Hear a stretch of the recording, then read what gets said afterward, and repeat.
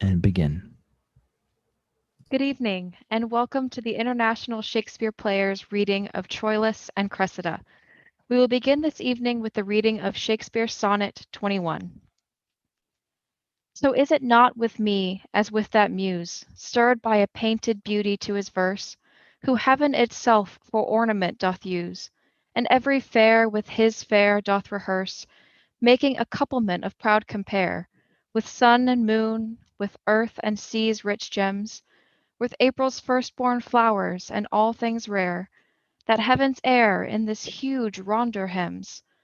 Oh, let me, true in love, but truly right, and then believe me, my love is as fair as any mother's child, though not so bright as those golden candles fixed in heaven's air.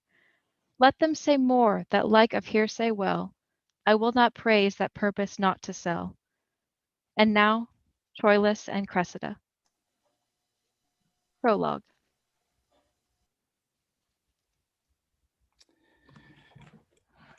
In Troy, there lies the scene.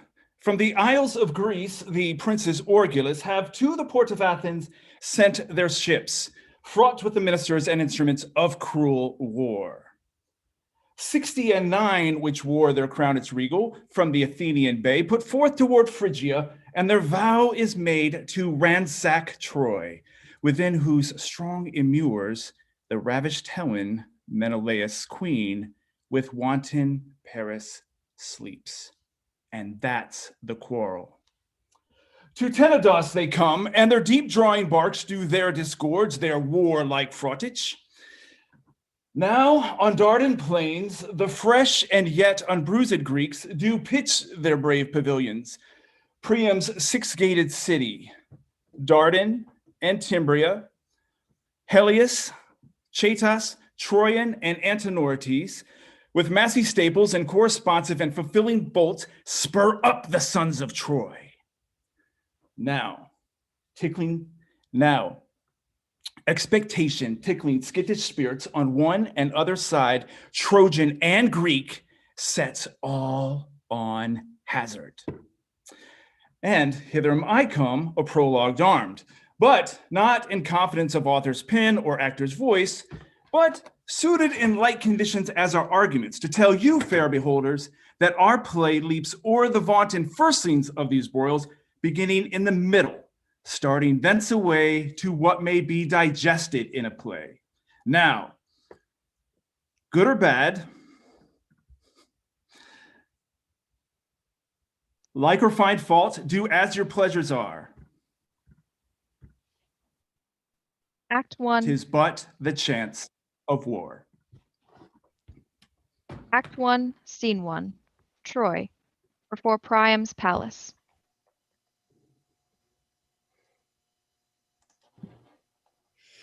Call here my varlet, I'll unarm again. Why should I war without the walls of Troy, that find such cruel battle here within? Each Trojan that is master of his heart, let him to the field. Troilus, alas, hath none. Will this gear never be mended? The Greeks are strong and skillful to their strength, fierce to their skill, and to their fierceness valiant. But I am weaker than a woman's tear, tamer than sleep, fonder than ignorance, less valiant than the virgin in the night, and skillless as unpracticed infancy. Well, I have told you enough of this. For my part, I'll not meddle, nor make no further. He that will have a cake out of the wheat must needs tarry the grinding. Have I not tarried? Aye, the grinding, but you must tarry the bolting. Have I not tarried? Aye, the bolting, but you must tarry the leavening. Still have I tarried? Aye, to the leavening, but here's yet in the word, hereafter the kneading, the making of the cake, the heating of the oven, the baking. Nay, you must stay the cooling too, or you may chance to burn your lips. Patience herself, whate'er goddess she be, doth lesser blench at sufferance than I do. At Priam's royal table do I sit, and when fair Cressida comes into my thoughts, so traitor, when she comes, when is she thence? Well, she looked yesternight fairer than ever I saw her look, or any woman else. I was about to tell thee, when my heart, as wedged with a sigh, would rive in twain, lest Hector or my father should perceive me, I have, as when the sun doth light a storm, buried this sigh in wrinkle of a smile. But sorrow that is couched in seeming gladness is like that mirth fate turns to sudden sadness. And her hair were not somewhat darker than Helen's? Well, go to. There were no more comparison between the women. But for my part, she is my kinswoman. I would not, as they term it, praise her, but I would somebody had heard her talk yesterday as I did. I will not dispraise your sister Cassandra's wit, but Pandarus, I tell thee, Pandarus, when I do tell thee, there my hopes lie drowned, reply not in how many fathoms deep they lie endrenched. I tell thee I am mad in Cressida's love. Thou answerest, she is fair. Poorest in the open ulcer of my heart, her eyes, her hair, her cheek, her gait, her voice, handless in thy discourse. Oh, that her hand, in whose comparison all whites are ink, writing their own reproach, to whose soft seizure the signet's down is harsh, and spirit of sense hard as the palm of plowman. This thou tellest me is true, thou tellest me, when I say I love her. But saying this, instead of oil and balm, thou layest in every gash that love hath given me the knife that made it. I speak no more than the truth. Thou dost not speak so much. Faith, I'll not meddle in it. Let her be as she is. If she be fair, 'tis the better for her, and she be not, so she has the mins in her own hands. Good Pandarus. How now, Pandarus? I have had my labor for my travail. I'll ill thought on of her, and ill thought on of you. Gone between and between, but small thanks for my labor. Oh. What, art thou angry, Pandarus? What, with me? Because she's kin to me. Therefore she's not fair as Helen. And she were not kin to me, she would be as fair as on Friday as Helen is on Sunday. But what care I? I care not as she were a blackamoor. 'Tis all one to me. Say I she is not fair? I do not care whether you do or not. She's a fool to stay behind her father. Let her to the Greeks, and so I'll tell her the next time I see her. For my part, I'll meddle not and will make no more of the matter. Pandarus. Not I. Sweet Pandarus. Pray you speak no more to me. I will leave all as I found it, and there an end. Exit Pandarus and Alarum.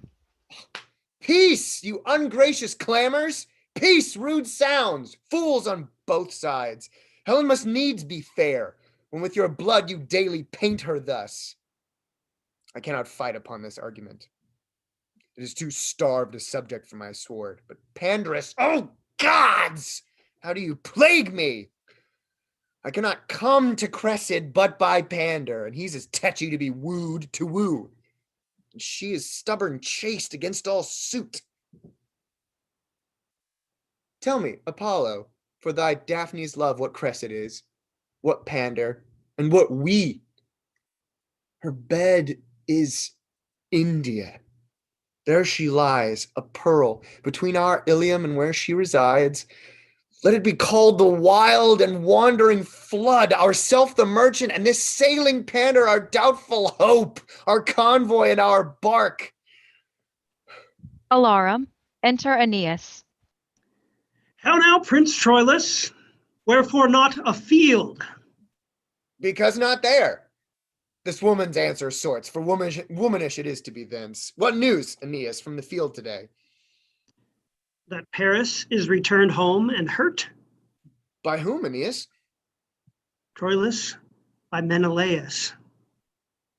Let Paris bleed. 'Tis but a scar to scorn. Paris is gored with Menelaus' horn. Alara.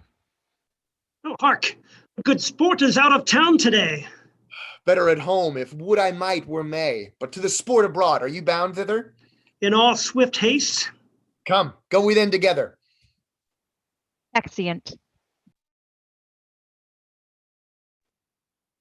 Act 1, Scene 2. The same, a street. Enter Cressida and Alexander. Who were those went by, Queen Hecuba and Helen. and whither go they? Up to the eastern tower, whose height commands a subject all the vale to see the battle. Hector, whose patience is as a virtue fixed today, was moved. He chid Andromache and struck his armorer, and like as there were husbandry and war, before the sun rose, he was harnessed light. Into the field goes he, where every flower did as a prophet weep what it foresaw in Hector's wrath. What was his cause of anger? The noise goes this. This is among the Greeks a lord of Trojan blood, nephew to Hector. They call him Ajax. Good. And what of him? They say he is a very man, per se, and stands alone. So do all men, unless they are drunk, sick, or have no legs. This man, lady, hath robbed many beasts of their particular editions. He is as valiant as the lion, churlish as the bear, slow as the elephant, a man into whom nature has so crowded humors that his valor is crushed into folly, his folly sauced with discretion.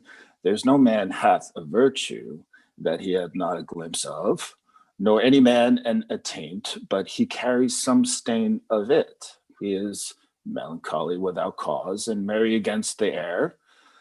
He hath the joints of everything, but everything so out of joint that he is a gauty Bearus, many hands and no use, or purblind Argus, all eyes and no sight. But how should this man that makes me smile make Hector angry? They say he yesterday coped Hector in the battle and struck him down. The disdain and shame whereof hath ever since kept Hector fasting and waking. Who comes here? Madam, your uncle Pandarus. Enter Hector's a gallant Pandarus. man. As may be in the world, lady. What's that? What's that? Good morrow, Uncle Pandarus. Oh, good morrow, cousin Cressida. What do you talk of? Good morrow, Alexander. How do you, cousin? When were you at Ilium? This morning, Uncle. What were you talking of when I came? Was Hector armed and gone ere you came to Ilium? Helen was not up, was she? Hector was gone, but Helen was not up. Ah, even so, Hector was stirring early. That were we talking of, and of his anger. Oh, was he angry? So he says here. Truth, he was so. I know the cause, too. He'll lay about him today. I can tell them that, and there's Troilus will not come far behind him. Let them take heed of Troilus. I can tell them that, too. What is he angry to? Who? Troilus? Troilus is the better man of the two. Oh, Jupiter, there's no comparison. What? Not between Troilus and Hector. Do you know a man if you see him? If I ever saw him before and knew him. Well, I say Troilus is Troilus. Then you say as I say, for I am sure he is not Hector. No, nor Hector is not Troilus in some degrees. 'Tis just to each of them. He is himself. Himself! Oh, alas! Poor Troilus. I would he were. So he is. Condition, I had gone barefoot to India. He is not Hector. Himself! No, he's not himself. Would it were himself. Well, the gods are above. Time must friend her well. Well, Troilus, well, I would my heart were in her body. No, Hector is not a better man than Troilus. Excuse me? He is elder. Pardon me, pardon me. The others not come to it. You shall tell me another tale when the others come to it. Hector shall not have his wit this year. He shall not need it if he has his own. Nor his qualities. No matter. Nor his beauty. 'Twould not become him, his own's better. You have no judgment, niece. Helen herself swore the other day that Troilus, for a brown favor, for so 'tis I must confess, not brown neither. No, but brown. Faith, to say truth, brown and not brown. To say the truth, true and not true. She praised his complexion above Paris. Why? Paris hath color enough. So he has. Then Troilus should have too much. If she praised him above, his complexion is higher than his. And he having color enough, and the other higher, is too flaming a praise for a good complexion. I had as lief Helen's golden tongue had commended Troilus for a copper nose. I swear to you, I think Helen loves him better than Paris. Then she's a merry Greek indeed. Nay, I am sure she does. She came to him the other day into the compassion window, and, he has not passed 3 or 4 hairs on his chin. Indeed. A tapster's arithmetic may soon bring his particulars therein to a total. Why, he is very young, and yet he will, within 3 pound, lift as much as his brother Hector. Is he so young a man and so old a lifter? But to prove to you that Helen loves him, she came and puts her white hand to his cloven chin. Juno have mercy. How came it cloven? Why, 'tis dimpled. I think his smiling became him better than any man in all Phrygia. Oh, he smiles valiantly. Does he not? Oh, yes, and 'twere a cloud in autumn. Why go to, then? But to prove to you that Helen loves Troilus. Troilus will stand to the proof, if you'll prove it so. Troilus, why, he esteems her no more than I esteem an addle egg. If you love an addle egg as well as you love an idle head, you would eat chickens in the shell. I cannot choose but laugh. To think how she tickled his chin. Indeed, she has a marvelous white hand, I must needs confess. Without the rack. And she takes upon her to spy a white hair on his chin. Alas, poor chin! Many a wart is richer. But there was such laughing! Queen Hecuba laughed that her eyes ran o'er. With millstones. And Cassandra laughed. But there was more temperate fire under the pot of her eyes. Did her eyes run o'er too? And Hector laughed. What was all this laughing? Mary, at the white hair that Helen spied on Troilus' chin. And it had been a green hair, I should have laughed too. They laughed not so much at the hair as at his pretty answer. What was his answer? Quoth she, here's but 52 hairs on your chin, and one of them is white. This is her question. That's true. Make no question of that. 52 hairs, quoth he, and one white. That white hair is my father, and all the rest are his sons. Jupiter, quoth she, which of these hairs is Paris, my husband? The forked one, quoth he, plucked out and give it him. But there was such laughing, and Helen so blushed, and Paris so chafed, and all the rest so laughed, that it passed. So let it now, for it has been while going by. Well, cousin, I told you a thing yesterday. Think on. So I do. I'll be sworn 'tis true. He will weep you, and 'twere a man born in April. And I'll spring up in his tears, and 'twere a nettle against May. A retreat sounded. Hark! Oh, they are coming from the field. Shall we stand up here and see them as they pass toward Ilium? Good niece, do, sweet niece Cressida. At your pleasure. Here. Here's an excellent place. Here we may see most bravely. I'll tell you them all by their names as they pass by. But mark Troilus above the rest. Speak not so loud. Aeneas passes. Ah, that's Aeneas. Is that not a brave man? He's one of the flowers of Troy, I can tell you. But, Mark Troilus, you shall see anon. Antenor passes. Who's that? That's Antenor. He has a shrewd wit, I can tell you. And he's a man good enough. He's one of the soundest judgments of whatsoever, and a proper man of person. When comes Troilus? I'll show you Troilus anon. If you see me, you shall see him nod at me. Will he give you the nod? You shall see. If he do, the rich shall have more. Hector passes. That's Hector. Look, there's a fellow. Go thy way, Hector. There's a brave man, niece. Oh, brave Hector. Look how he looks. Oh, there's a countenance. Is it not a brave man? Oh, a brave man. Is it not? It does a man's heart good.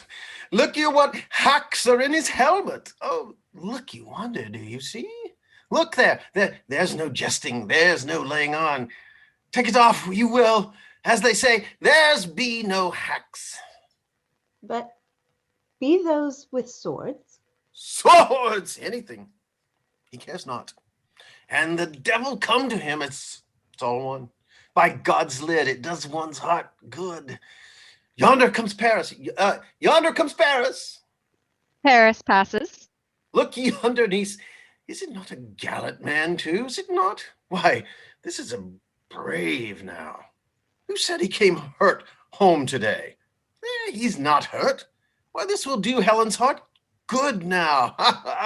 Would I could see Troilus now. You see Troilus anon? Helenus passes. Who's that? That's Helenus. I marvel where Troilus is. That's Helenus. I think he went not forth today. That's Helenus. Can Helenus fight, uncle? Helenus? No. Yeah, yes, he'll fight indifferent well. I marvel where Troilus is. Hark! Do you hear not the people cry Troilus? Helenus is a priest. Oh, what sneaking fellow comes yonder? Troilus passes. Where? Yonder? That's Deiphobus. Tis Troilus. There's a man, niece. Brave Troilus, the prince of chivalry. Peace, for shame, peace. Mark him, note him. Oh, brave Troilus. Look well upon him, niece. Look you how his sword is bloodied, and his helm more hacked than Hector's, and how he looks, and how he goes. Oh, admirable youth. He never saw 23. Go thy way, Troilus, go thy way. Had I a sister where Grace or a daughter a goddess, he should take his choice. Oh, admirable man. Paris? Paris is dirt to him. And I warrant Helen to change would give an eye to boot. Ah, here come more. Horses passed. Asses, fools, dolts, chaff and bran, porridge after meat. I could live and die in the eyes of Troilus. No look. The eagles are gone, crows and daws. I'd rather be such a man as Troilus than Agamemnon in all Greece. There is among the Greeks Achilles, a better man than Troilus. Achilles, a drayman, a porter, a very camel. Well. Well. Why, have you any discretion? Have you any eyes? Do you know what a man is? It's not a birth, beauty, good shape, discourse, manhood, learning, gentleness, virtue, youth, liberality, and such like, the spice and salt, the season, a man? I, a minced man, and then to be baked with no date in the pie, for then the man's date's out. You are such a woman. One knows not at what word you lie. Upon my back to defend my belly, upon my wit to defend my wiles, upon my secrecy to defend mine honesty, my mask to defend my beauty, and you to defend all these. And at all these words I lie, at 1,000 watches. Say, one of your watches. Nay, I'll watch you for that. And that's one of the chiefest of them too. If I cannot ward what I would not have hit, I can watch you for the telling how I took the blow, unless it passed swelling, hiding, and then it's past watching. You are such another. Enter Troilus's boy. Sir, my lord would instantly speak with you. Oh, where? At your own house. There he unarms him. Good boy. Tell him I'll come. Exit boy. I doubt he be hurt. Fare you well, good niece. Adieu, uncle. I'll be with you, niece, by and by. To bring, uncle? Aye, a token from Troilus. By the same token, you are a bawd. Exit Pandarus. Words, vows, gifts, tears, and love's full sacrifice he offers in another's enterprise. But more in Troilus thousandfold I see than in the glass of Pandar's praise may be, yet I hold off. Women are angels wooing, things won are done. Joy's soul lies in the doing, that she beloved knows not that knows not this. Men prize the thing ungained more than it is, that she was never yet that ever knew love got so sweet as when desire did sue. Therefore this maxim out of love I teach. Achievement is command, ungained beseech. Then though my heart's content firm love doth bear, nothing of that shall from mine eyes appear. Exeunt. Act 1, Scene 3. The Grecian camp before Agamemnon's tent. Senate. Enter Agamemnon, Nestor, Ulysses, Menelaus, and others. Princes, what grief hath set the jaundice on your cheeks? The ample proposition that hope makes in all designs begun on earth below fails in the promised largeness. Checks and disasters grow in the veins of actions highest reared as knots by the conflux of meeting sap, infect the sound pine and divert his grain tortive and errant from his course of growth. Nor, princes, is it matter new to us that we come short of our suppose so far that after 7 years' siege, yet Troy walls stand. Sith every action hath gone before, whereof we have record, trial did draw bias and thwart, not answering the aim, and that unbodied figure of the thought that gave it surmised shape. Why then, you princes, do you with cheeks abashed behold our works and call them shames, which are indeed naught else but the protractive trials of great Jove to find persistive constancy in men, the fineness of which metal is not found in fortune's love? For then the bold and coward, the wise and fool, the artist and unread, the hard and soft seem all affined and kin. But in the wind and tempest of her frown, distinction with a broad and powerful fan, puffing it all, winnows the light away, and what hath mass and matter by itself lies rich in virtue and unmingled. With due observance of thy godlike seat, great Agamemnon, Nestor shall apply thy latest words. In the reproof of chance lies the true proof of men. The sea being smooth, how many shallow bauble boats dare sail upon her patient breast, making their way with those of nobler bulk?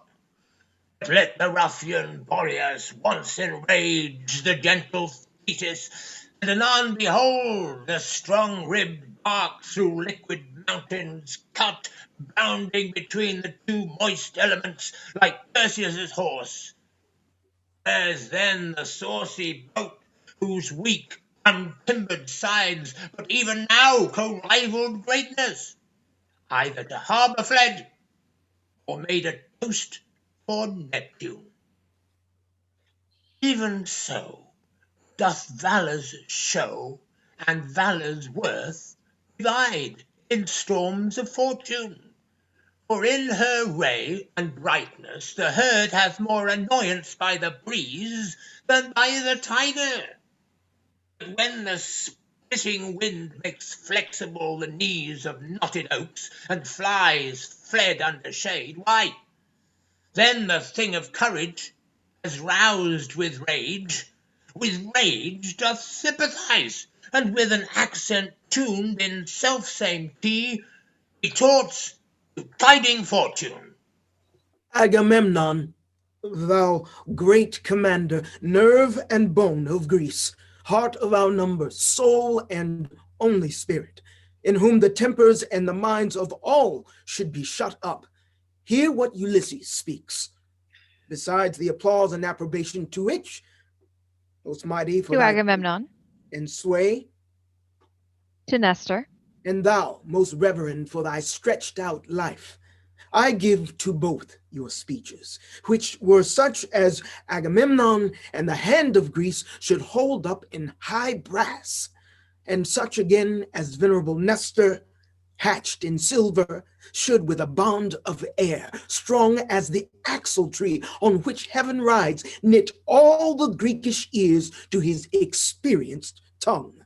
Yet let it please both, thou great and wise, to hear Ulysses speak. Speak, Prince of Ithaca, and be it of less expect that matter needless of importless burden divide thy lips, then we are confident when rank Thersites opes his mastic jaws, we shall hear music, wit, and oracle.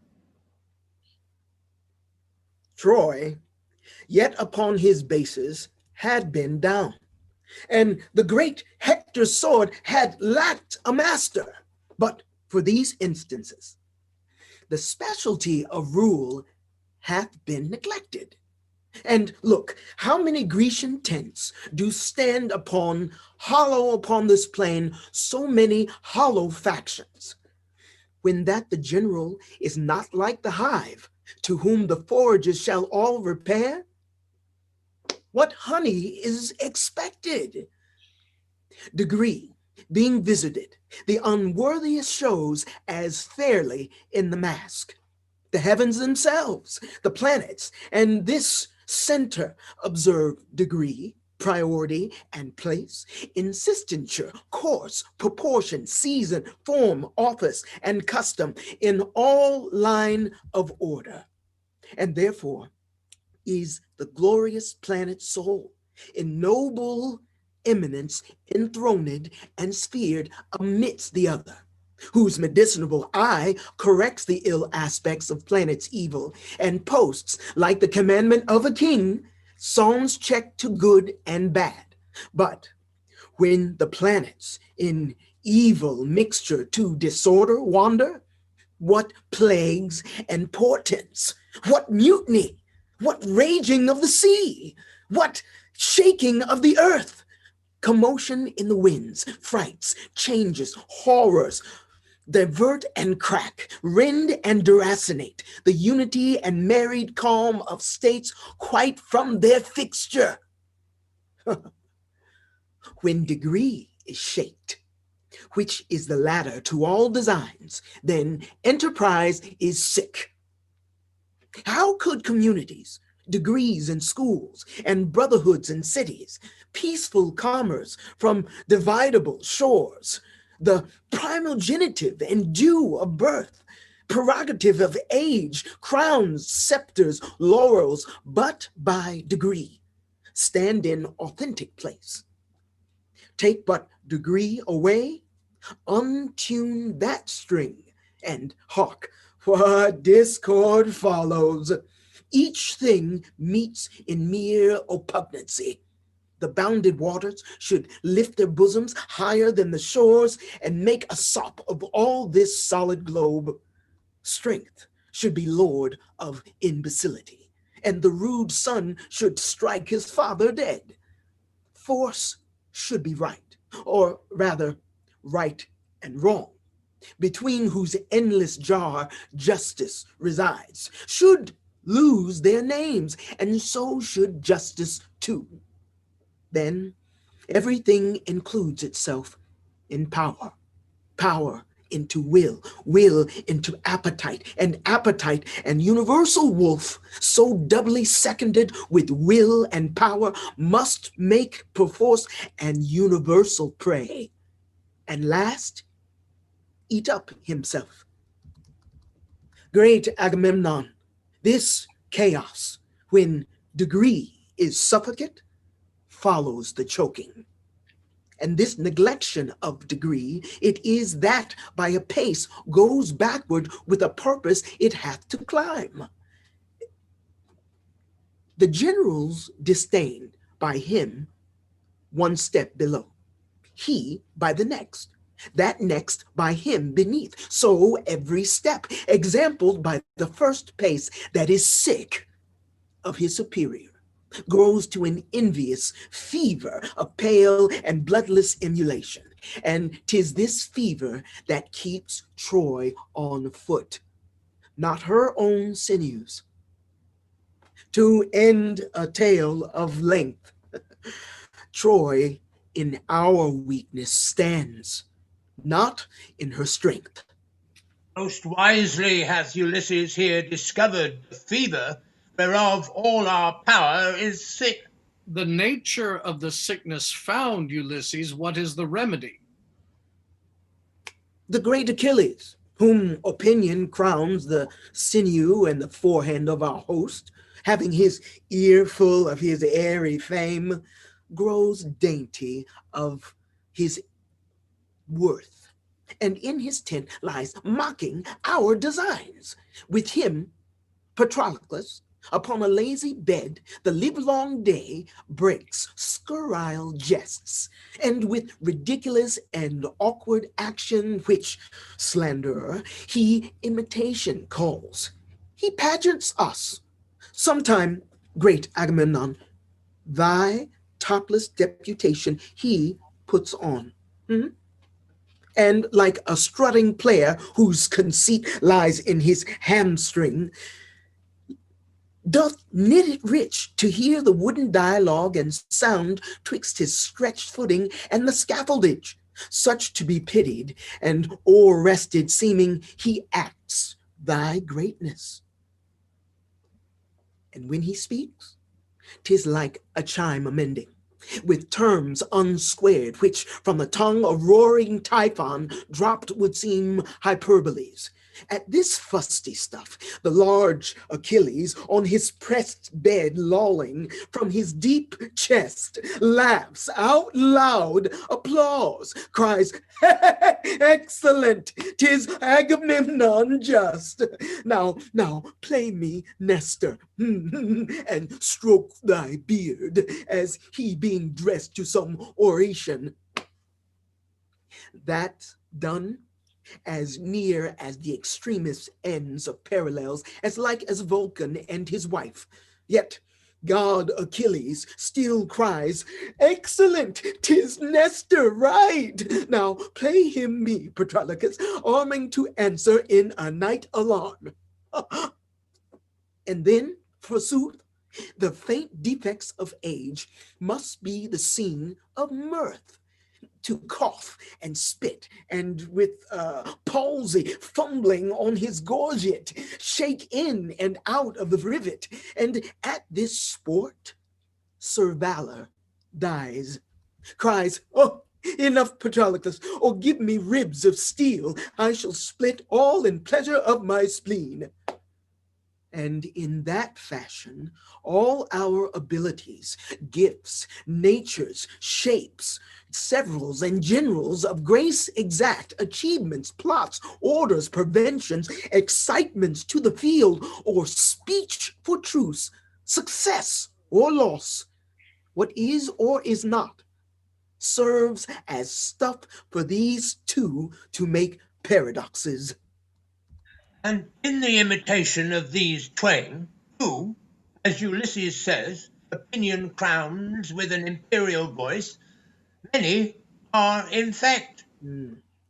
Ajax is grown self-willed, and bears his head in such a wain, in full as proud a place as broad Achilles, keeps his tent like him, makes factious feasts, rails on our state of war, older than oracle, and sets Thersites a slave whose gore coin slanders like a mint to match us in comparisons with dirt, to weaken and discredit our exposure, our rank soever rounded in with danger.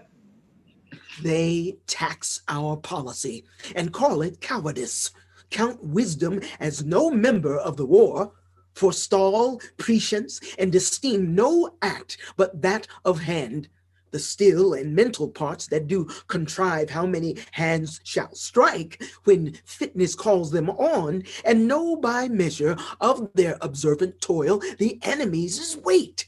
Why, this hath not a finger's dignity. They call this bed work, mappery, closet war, so that the ram that batters down the wall for the great swing and rudeness of his poise, they place before his hand that made the engine, or those that with the fineness of their souls by reason guide his execution. Let this be granted, and Achilles' horse makes many Thetis' sons. Attack it. What trumpet? Look, Menelaus. From Troy. Enter Aeneas. What would you for our tent? Is this the great Agamemnon's tent, I pray you? Even this. May one that is a herald and a prince do a fair message to his kingly ears. With surety stronger than Achilles' arm for all the Greekish heads, which with one voice call Agamemnon head and general. Fair leave and large security. How may a stranger to those most imperial looks know them from eyes of other mortals? How? I ask, that I might waken reverence, and bid the cheek be ready with a blush modest as morning when she coldly eyes the youthful Phoebus. Which is that god in office guiding men? Which is the high and mighty Agamemnon? This Trojan scorns us, for the men of Troy are ceremonious courtiers. Courtiers as free, as debonair, unarmed as bending angels. That's their fame in peace.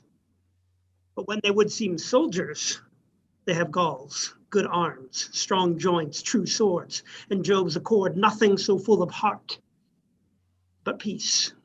Aeneas, peace Trojan, lay thy finger on thy lips. The worthiness of praise disdains his worth, that the praised himself bring the praise forth. What the repining enemy commends, that breath fame blows, that praise soul sure transcends. Sir, you of Troy, call you yourself Aeneas? I, Greek, that is my name. What's your affair, I pray you? Sir, pardon, 'tis for Agamemnon's ears. He hears you not privately, that comes from Troy. Nor I from Troy come not to whisper him. I bring a trumpet to awake his ear, to set his sense on the attentive bent, and then to speak. Well, speak frankly as the wind. It is not Agamemnon's sleeping hour. That thou shalt know, Trojan, he is awake, he tells thee so himself. Trumpet, blow loud, send thy brass voice through all these lazy tents, and every Greek of metal let him know what Troy means fairly shall be spoke aloud. Trumpet sounds. We have great Agamemnon here in Troy, a prince called Hector. Priam is his father, who in this dull and long continued truce is rusty grown. He bade me take a trumpet and to this purpose speak. Kings, princes, lords, if there be one among the fairest of Greece that holds his honor higher than his ease, that seeks his praise more than he fears his peril, that knows his valor and knows not his fear, that loves his mistress more than in confession, true and vows to her own lips he loves, and dare avow her beauty and her worth in other arms than hers, to him this challenge. Hector, in view of Trojans and of Greeks, shall make it good, or do his best to do it. He hath a lady, wiser, fairer, truer than ever Greek did compass in his arms, and will tomorrow with his trumpet call midway between your tents and the walls of Troy, to rouse a Grecian that is true in love. If any come, Hector shall honor him. If none, he'll say in Troy when he retires, the Grecian dames are sunburnt and not worth a splinter of a lance, even so much. This shall be told our lovers, Lord Aeneas. If none of them have soul in such a kind, we left them all at home. But we are soldiers, and may that soldier a mere recreant prove, that means not, hath not, or is not in love. If then one is, or hath, or means to be, that one meets Hector. If none else, I am he. Tell him of Nestor, one that was a man when Hector's grandsire sucked.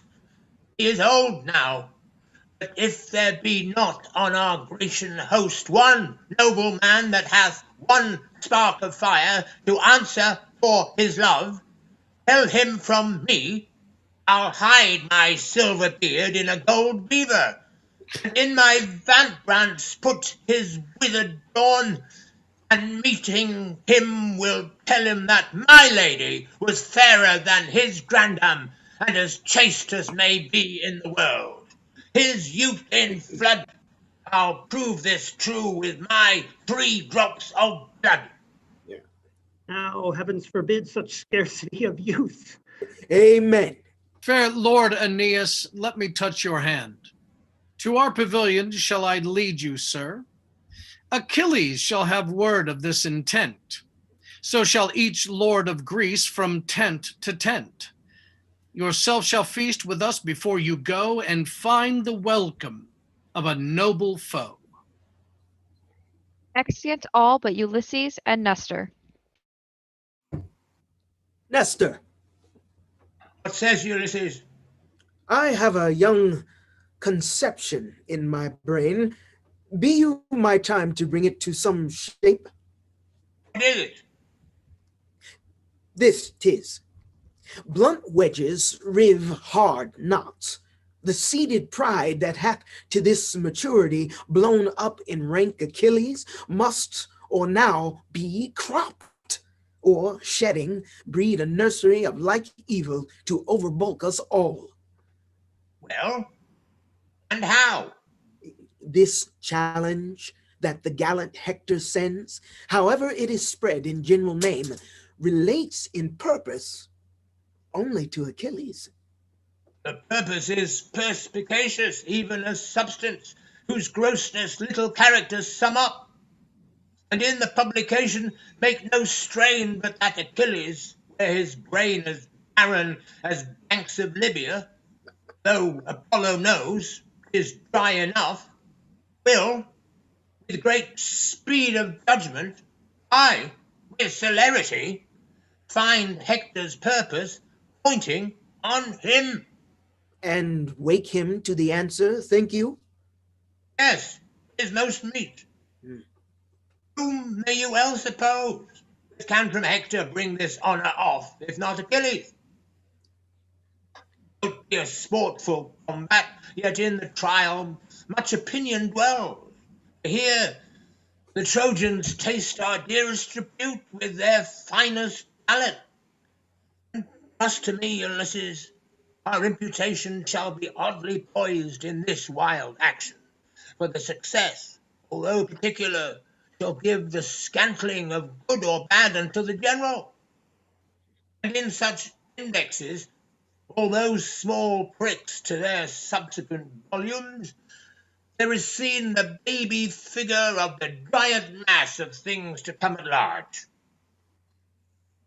It is supposed that he meets Hector, issues from our choice, and choice, being mutual act of all our souls, makes merit her election, and doth boil, as 'twere from us all, a man distilled out of our virtues, who miscarrying what heart receives from hence the conquering part, to steal a strong opinion of themselves, which entertained, limbs are his instruments, in no less working than the swords and bows, directive by the limbs. Give pardon to my speech. Therefore, 'tis meet Achilles meet not Hector. Let us, like merchants, show our foulest wares, and think, perchance, they'll sell. If not, the luster of the better yet to show shall show the better. Do not consent that ever Hector and Achilles meet, for both our honor and our shame in this are dogged with two strange followers. I see them not with my old eyes. What are they? What glory our Achilles shares from Hector were he not proud. We all should share with him. But he already is too insolent, and we were better parched in the Afric sun than in the pride and salt scorn of his eyes, should he scape Hector fair. If he were foiled, why then we did our main opinion crush and taint of our best man. No, make a lottery, and by device let bookish Ajax draw the sword to fight with Hector. Among ourselves give him allowance for the better man, for that will physic the great Myrmidon who broils in loud applause, and make him fall his crest that prouder than blue iris bends. If the dull, brainless Ajax come safe off, we'll dress him up in voices. If he fail, yet go we under our opinion still that we have better men. But hit or miss, our project's life this shape of sense assumes. Ajax employed plucks down Achilles' plumes. Ulysses, now I begin to relish thy advice, and I will give a taste of it forthwith to Agamemnon. Go we to him straight. Two curs shall tame each other. Pride alone must tear their mastiffs on, as 'twere their bone. Exeunt. Act 2, Scene 1. A part of the Grecian camp. Enter Ajax and Thersites. Thersites, Agamemnon, how have ye had boils? Full all over generally. Thersites, And those boils did run. Say so. Did not the general run then? Were that not a bocce core? dog! Oh, then would come some matter from him. I see nothing now. Thou bitch wolf's son, canst thou not hear? Beating him. Aye! Feel then. The plague of Greece upon thee, thou mongrel beef-witted lord. Speak then, thou vine-wettest leaven, speak. I'll beat thee into handsomeness. I shall sooner rail thee into wit and holiness. But I think thy horse will sooner con an oration than thou can learn a prayer without a book. Thou canst strike, canst thou? A red mern of thy jade's tricks. Toadstool, learn me the proclamation. Dost thou think I have no sense, thou strikest me thus? The proclamation. Thou art proclaimed a fool, I think. Do not, Porpentine, do not. My fingers itch. I would thou didst itch from head to foot, and I had the scratching of thee. I would make thee the loathsomest scab in Greece. When thou art forth in the incursions, thou strikest as slow as another. I say the proclamation. Thou grumblest and railest every hour on Achilles, and thou art as full of envy at his greatness as Cerberus is at Proserpina's beauty. Ow, that thou barkst at him. Mistress Thersites. Strike him. Cobloaf. He would pun thee into shivers with his fist as a sailor breaks a biscuit. You horse and cur. Oh, do. Thou stool of a witch. Ah, do, thou sudden-witted lord. Thou hast no more brain than I have in mine elbows. And Asanego may tutor thee, thou scurvy valiant ass. Thou art here but to thrash Trojans, and thou art bought and sold amongst those of any wit like a barbarian slave. If thou used to beat me, I will begin at thy heel and tell what thou art by inches, thou thing of no bowels, thou. You dog. You scurvy lord. Beating him. You cur. Oh, Mars, this idiot. Do. Count. Do. Enter Achilles and Patroclus. Why, how now, Ajax? Wherefore do you thus? How now, Thersites? What's the matter, man? You see him there, do you? Aye, what's the matter? But nay, look upon him. So I do. What's the matter? Nay, but regard him well. Well, why, I do so. But yet you look not well upon him, for whosoever you take him to be, he is Ajax. I know that, fool. Aye, but that fool knows not himself. Therefore I beat thee. Ah, la. What modicums of wit he utters. His evasions have ears thus long. I have bobbed his brain more than he has beat my bones. I will buy 9 sparrows for a penny, and his pia mater is not worth the 9th part of a sparrow. This Lord Achilles, Ajax, who wears his wit in his belly and his guts in his head. I'll tell you what I say of him. What? I say, this Ajax. Nay, good Ajax. Has not so much wit. Nay, I must hold you. As will stop the eye of Helen's needle for whom he comes to fight. Peace, fool. I would have peace and quietness, but the fool will not. Look. Oh, thou there. damned cur, I shall... Will you set your wit to a fool's? No, I warrant you, for a fool's will shame it. Good words, Thersites. What's the quarrel? I bade the vile owl go learn me the tenor of the proclamation, and he rails upon me. I serve thee not. Well, go to. I serve here voluntarily. Your last service was sufferance. 'Twas not voluntary. No man is beaten voluntary. Ajax was here the voluntary, and you as under an impress. Is so. A great deal of your wit, too, lies in your sinews, or else there be liars. Hector have a great catch if he knock out either of your brains. And we're as good crack a nusty foot with no kernel. What? With me too, Thersites? There's Ulysses and old Nestor, whose wit was moldy ere your grandsires had nails on the toes, yoke you like draw oxen and make you plow up the wars. What? Yes, good, sooth, too, Achilles, too, Ajax, too. I shall cut out your tongue. 'Tis no matter, I shall speak as much as thou afterwards. No more words, Thersites, please. I will hold my peace when Achilles' brack bids me, shall I? There's for you, Patroclus. I will see you hanged like clock poles ere I come any more to your tents. I'll keep where there is wit stirring and leave the faction of fools. Exit. A good riddance. Marry, this, sir, is proclaimed through all our host, that Hector, by the 5th hour of the sun, will with a trumpet twixt our tents and Troy tomorrow morning call some knight to arms that hath a stomach, and such a one that dare maintain I know not what. 'Tis trash. Farewell. Farewell. Who shall answer him? I know not. 'Tis put to lottery. Otherwise, he knew his man. Meaning you. I will go learn more of it. Exeunt. Act 2, Scene 2. Troy, a room in Priam's palace. Enter Priam, Hector, Troilus, Paris, and Helenus.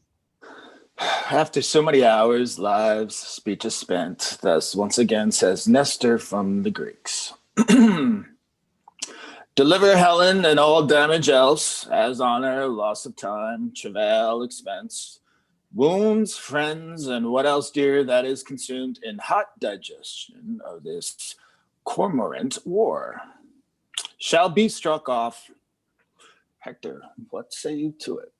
Though no man lesser fears the Greeks than I, as far as toucheth my particular, yet, dread Priam, there is no lady of more softer bowels, more spongy to suck in the sense of fear, more ready to cry out, who knows what follows, than Hector is. The wound of peace is surety, surety secure, but modest doubt is called the beacon of the wise, the tent that searches to the bottom of the worst. Let Helen go. Since the first sword was drawn about this question, every tithe soul amongst many thousand dismas hath been as dear as Helen. I mean of ours. If we have lost so many tenths of ours to guard a thing not ours nor worth to us, had it our name the value of 110, what merits in that reason which denies the yielding her up? Fie, my brother. Weigh you the worth and honor of a king so great as our dread father in a scale of common ounces? Will you with counters sum the past proportion of his infinite?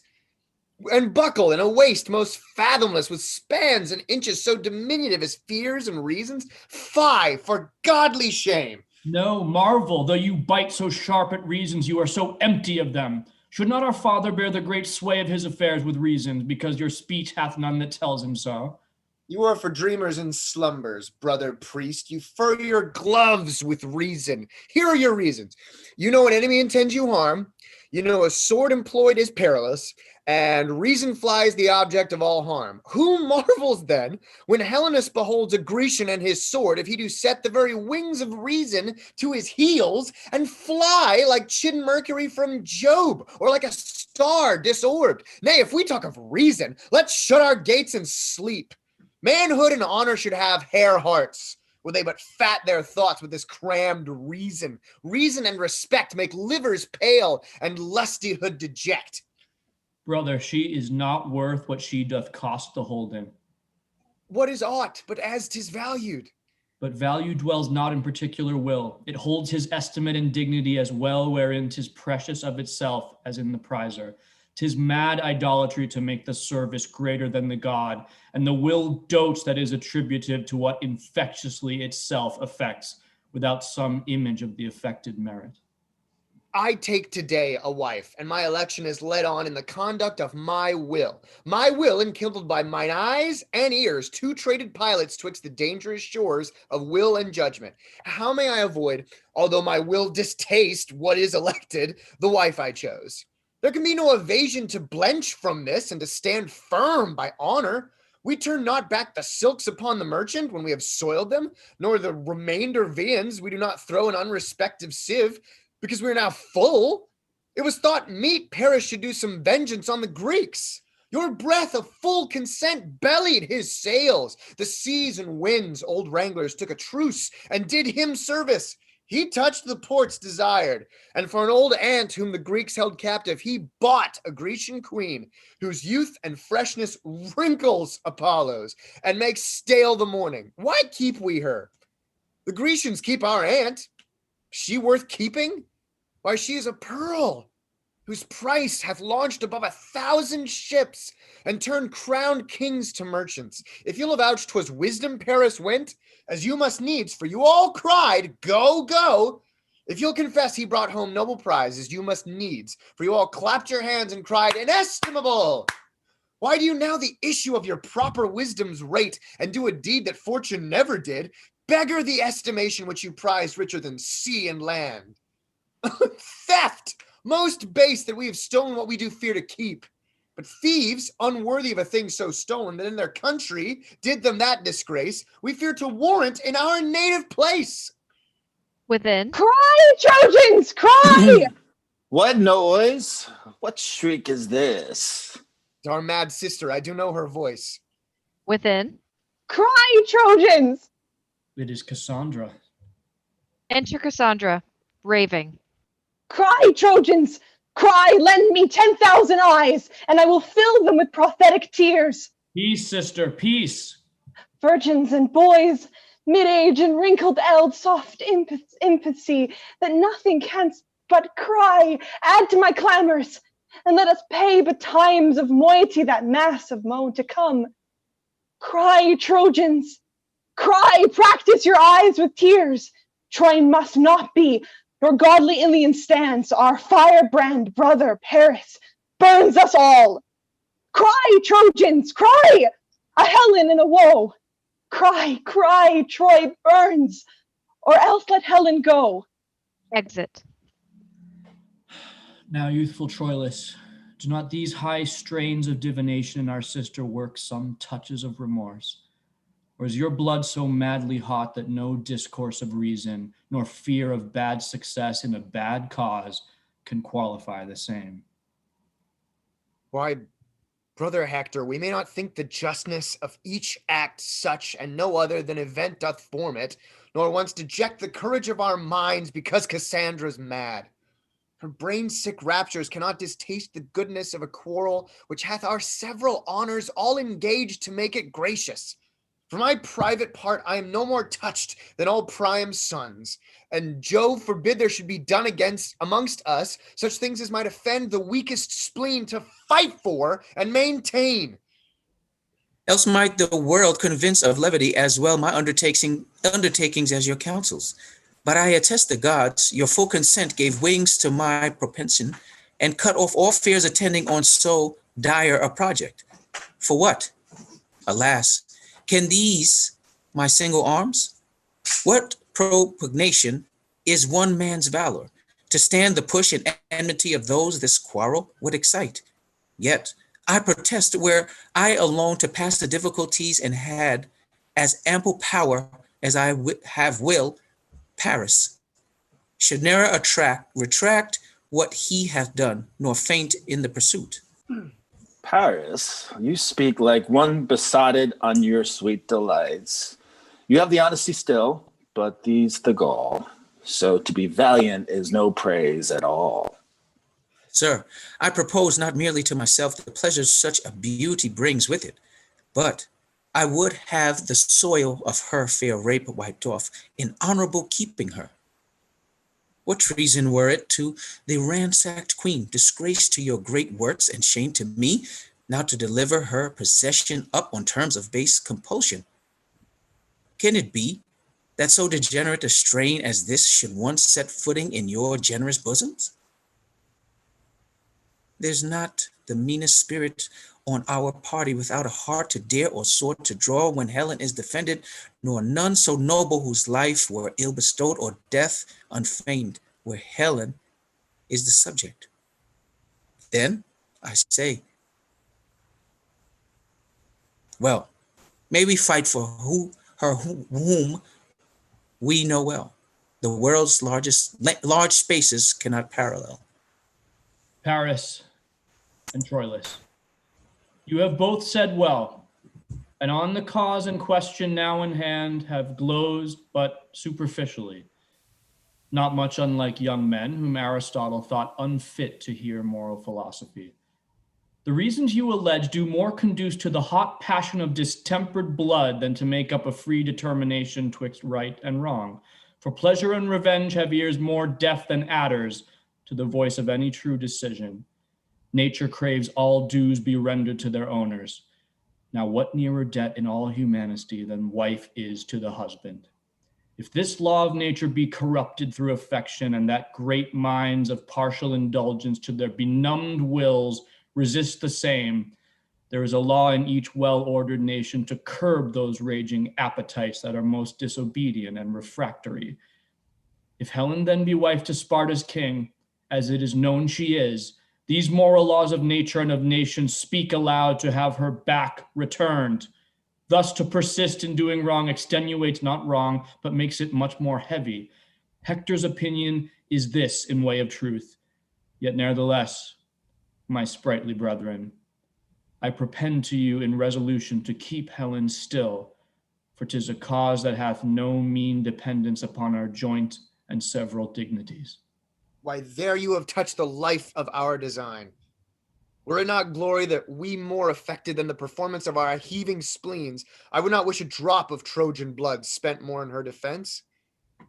But worthy Hector, she is a theme of honor and renown, a spur to valiant and magnanimous deeds, whose present courage may beat down our foes, and fame in time to come canonize us. For I presume brave Hector would not lose so rich advantage of a promised glory, as smiles upon the forehead of this action for the world's wide revenue. I am yours, you valiant offspring of great Priamus. I have a roisting challenge sent amongst the dun and factious nobles of the Greeks, will strike amazement to their drowsy spirits. I was advertised their great general slept, whilst emulation in the army crept. This, I presume, will wake him. Exeunt. Act 2, Scene 3. The Grecian camp, before Achilles' tent. Enter Thersites, Solus. How now, Thersites? What lost in the labyrinth of thy fury? Shall the elephant Ajax carry it thus? He beats me, and I rail at him. Oh, worthy satisfaction! Would it were otherwise, and I could beat him while he railed at me. But I'll learn to conjure and raise devils, but I'll see some issue of my spiteful execrations. Then there's Achilles, a rare engineer. If Troy be not taken till these two undermine it, the walls will stand till they fall of themselves. Oh, thou great thunder darter of Olympus, forget that thou art Jove, the king of gods, and Mercury. Lose all the serpentine craft of thy caduceus, if you take not that little less than little wit from them that they have. Which short-armed ignorance itself knows is so abundant scarce, it will in circumvention deliver a fly from a spider without drawing their massy irons and cutting the web. After this, the vengeance on the whole camp, or rather the bone ache. For that, methinks, is the curse dependent on those that war for a pocket. I have said my prayers, and devil envy say amen. What else? My lord Achilles! Enter Patroclus. Who's there? Sir Thersites? Good Thersites, come in and rail. If I could have remembered a guilt counterfeit, thou wouldst not have slipped out of my contemplation. But it is no matter. Thyself upon thyself. The common curse of mankind, folly and ignorance, be thine in great revenue. Heaven bless thee from a tutor, and discipline come not near thee.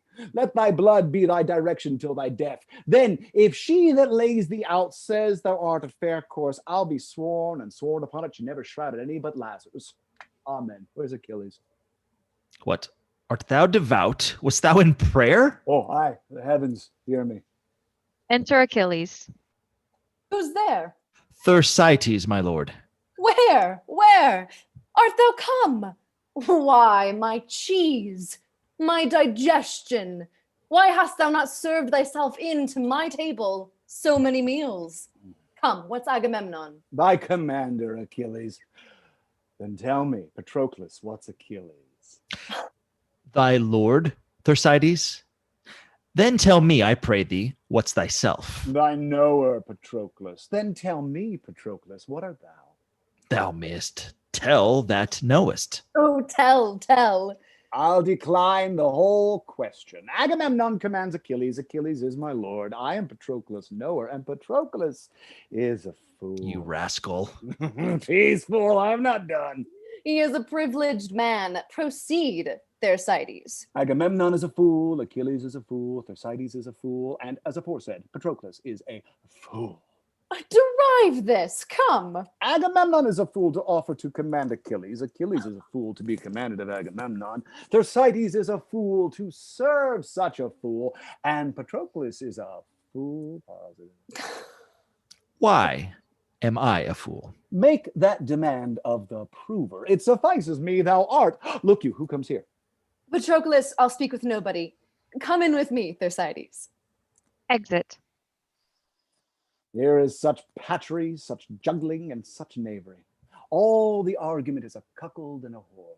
A good quarrel to draw emulous factions and bleed to death upon. Now the dry serpent go on the subject, and war and lechery confound all. Exit. Enter Agamemnon, Ulysses, Nestor, Diomedes, and Ajax. Where is Achilles? Within his tent, but ill disposed, my lord. Let it be known to him that we are here. He sent our messengers, and we lay by our appertainments, visiting of him. Let him be told so, lest perchance he think we dare not move the question of our place, or know not what we are. I shall say so to him. Exit. We saw him at the opening of his tent. He is not sick. Yes, lion sick of proud heart. You may call it melancholy, if you will favor the man, but by my head 'tis pride. But why? Let him show us the cause. A word, my lord. Takes Agamemnon aside. What moves Ajax thus to bay at him? Achilles hath inveigled his fool from him. Who? Thersites? He. And will Ajax lack matter if he had lost his argument? No, you see, he is his argument that has his argument. Achilles. All the better. Their fraction is more our wish than their faction. It was a strong composure a fool could disunite. The amity that wisdom knits not, folly may easily untie. Here comes Patroclus. Re-enter Patroclus. No Achilles with him. The elephant hath joints, but none for courtesy. His legs are legs for necessity, not for flexure. Achilles bids me say, he is much sorry if anything more than your sport and pleasure did move your greatness, this noble state to call upon him. He hopes it is no other but for your health and your digestion's sake, and after dinner's breath. Hear you, Patroclus. We are too well acquainted with these answers, but his evasion, winged thus swift with scorn, cannot outfly our apprehensions. Much attribute he hath, and much the reason we ascribe it to him. Yet all his virtues, not virtuously on his own part beheld, do in our eyes begin to lose their gloss. Yea, like fair fruit in an unwholesome dish, are like to rot untasted. Go and tell him we came to speak with him. And you shall not sin if you do say that we think him overproud and under-honest, in self-assumption greater than in note of judgment, and worthier than himself here tend the savage strangeness he puts on, disguise the holy strength of their command, and underwrite in an observing kind his humorous predominance. Yea, watch his pettish loons, his ebbs, his flows, as if the passage and whole carriage of this action rode on his tide. Go tell him this, and add that if he overhold his price so much, will none of him, but let him like an engine not portable lie under this report. Bring action hither, this cannot go to war. A stirring dwarf we do allowance give before a sleeping giant. Tell him so. I shall, and bring his answer presently. In second voice will not be satisfied. We come to speak with him. Ulysses, enter you. Exit Ulysses. What is he more than another? No more than what he thinks he is. Is he so much? Do you not think he thinks himself a better man than I am? No question. Will you subscribe his thought and say he is? No, noble Ajax. You are as strong, as valiant, as wise, no less noble, much more gentle, and altogether more tractable. Why should a man be proud? How doth pride grow? I know not what pride is. Your mind is the clearer, Ajax, and your virtues the fairer. He that is proud eats him up himself.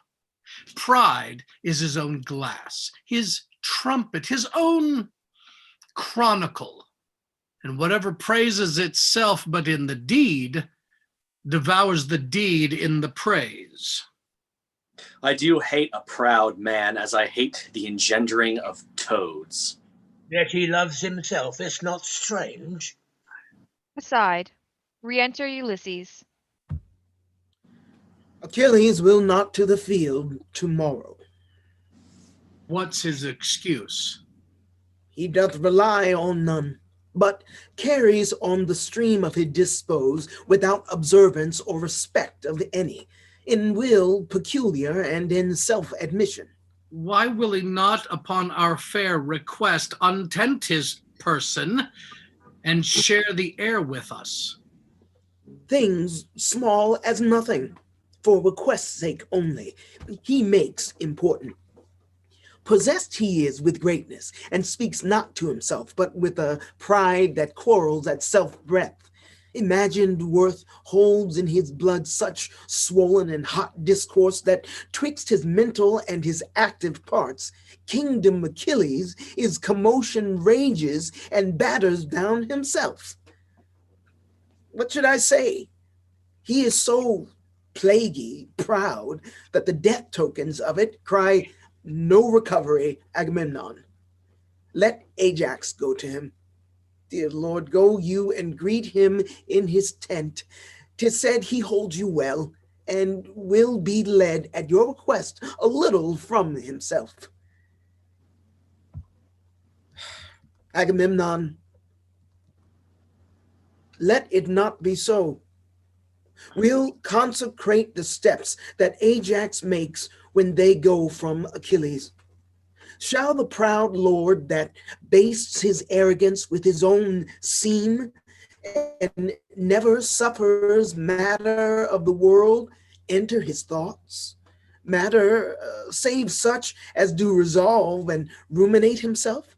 Shall he be worshipped of that he hold and idle more than he? No, this thrice worthy and right valiant lord must not so stale his palm, nobly acquired, nor by my will subjugate his merit as amply titled as Achilles is, by going to Achilles. That were to enlarge his fat, already pride, and add more coals to cancer when he burns with entertaining great Hyperion. This lord, go to him.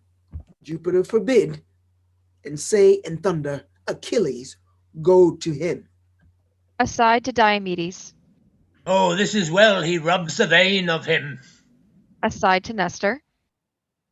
How his silence drinks up this applause. If I go to him with my armed fist, I shall pass you more the face. No, you shall not go. And to be proud with me, I'll fease his pride. Let me go to him.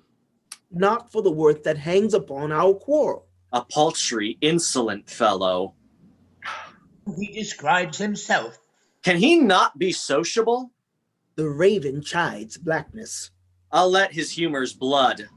He will be the physician that should be the patient. And all men were o' my mind. Wit would be out of fashion. I should not bear it so. I should eat swords first. Shall pride carry it? And wood will carry half. A wood have 10 shares. I will knead him. I will make him supple. He's not yet through warm. Force him with praises. Pour in, pour in. He's ambitious and he's dry. To Agamemnon. My lord, you feed too much on this dislike. Our noble general, do not do so. You must prepare to fight without Achilles. Why, 'tis this naming of him does him harm. Here is a man, but 'tis before his face. I will be silent. Therefore should you so. He is not emulous, as Achilles is. know the whole world he is as valiant. A horse and dog that shall pelter thus with us. Would he were a Trojan. A device were it in Ajax now.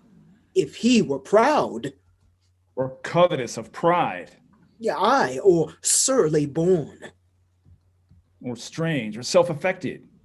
Thank the heavens, Lord, thou art of sweet composure. Praise him that got thee, she that gave thee suck. Famed be thy tutor, and thy parts of nature thrice famed beyond all erudition. But he that disciplined thy arms to fight, let Mars divide eternity in twain, and give him half. And for thy vigor, bull-bearing Milo, his addition yield to sinewy Ajax. I will not praise thy wisdom, which, like a bourne, a pale, a shore, confines thy spacious and dilated parts. Here's Nestor, instructed by the antiquary times. He must, he is, he cannot but be wise. But put pardon, Father Nestor, were your days as green as Ajax and your brain so tempered, you should not have the eminence of him, but be as Ajax. Should I call you father? Aye, my good son. Be ruled by him, Lord Ajax. There is no tarrying here. The heart Achilles keeps thicket. Please it, our great general, to call together all his state of war. Fresh kings are come to Troy. Tomorrow we must with our main of power stand fast. And he is a lord. Come knights from east to west and cull their flower. Ajax shall cop the best. Go we to council. Let Achilles sleep. Light boats sail swift, though greater hulks draw deep. Exeunt. Act 3, Scene 1. Troy, Priam's palace. Enter a servant and Pandarus. Friend, you, pray your word. Do not you follow the young Lord Paris? Aye, sir, when he goes before me. You depend on him, I mean. Sir, I do depend upon the Lord. You depend upon a noble gentleman. I must needs praise him. The Lord be praised. You know me, do you not? Faith, sir, superficially. Friend, know me better. I am the Lord Pandarus. I hope I shall know your honor better. I do desire it. You are in the state of grace. Grace? Not so, friend. Honor and lordship are my titles. What music is this? I do but partly know, sir. It is music in parts. Know you the musicians? Wholly, sir. Who play they to? To the hearers, sir. At whose pleasure, friend? At mine, sir, and theirs that love music. Command, I mean, friend. Who shall I command, sir? Friend, we understand not one another. I am too courtly and thou art too cunning. At whose request do these men play? That's to it indeed, sir. Marry, sir, at the request of Paris, my lord, who's there in person. With him, the mortal Venus, the heart blood of beauty, love's invisible soul. Oh, who? My cousin Cressida? No, sir, Helen. Could you not find out that by her attributes? It should seem, fellow, that thou hast not seen the lady Cressida. I come to speak with Paris from the Prince Troilus. I will make a complimental assault upon him, for my business seeds. Sodden business. There's a stewed phrase indeed. Fair be to you, my lord, and to all this fair company. Fair desires in all fair measure, fairly guide them, especially to you, fair queen. Fair thoughts be your fair pillow. Dear Lord, you are full of fair words. Oh, your fair pleasure. Sweet queen. Fair prince, here is good broken music. You have broke it, cousin, and by my life, you shall make it whole again. You shall piece it out with a piece of your performance. Nell, he is full of harmony. Truly, lady. No. Oh, sir. Rude, in sooth. In good sooth, very rude. Well said, my lord. Well, you say so it fits. I have business to my lord. Dear queen, my lord, will you vouchsafe me a word? Nay, this shall not hedge us out. We'll hear you sing, certainly. Well, sweet queen, you are pleasant with me, but Mary, thus, my lord, my dear lord, most esteemed friend, your brother Troilus. My lord Pandarus, honey, sweet lord. Oh, go to, sweet queen, to go, commends himself most affectionately to you. You shall not bob us out of our melody. If you do, our melancholy upon your head. Sweet queen, that's a sweet queen, i' faith. And to make a sweet lady sad is a sour offence. Nay, thou shalt not serve your turn. That shall not, in truth. Nay, I care not for such words. No. And my lord, he desires you that if the king call for him at supper, you will make his excuse. My lord Pandarus. What says my sweet queen, my very, very sweet queen? What exploits in hand? Where sups he tonight? Nay, but, my lord. What says my sweet queen? My cousin will fall out with you. You must not know where he sups. I'll lay my life with my disposer Cressida. No such matter. You are wide. Come, your disposer is sick. Well, I'll make excuse. Aye, good, my lord. Why should you say Cressida? No, your poor disposer's sick. I spy. You spy! Oh, what do you spy? Come, give me an instrument. Now, sweet queen. Why? This is kindly done.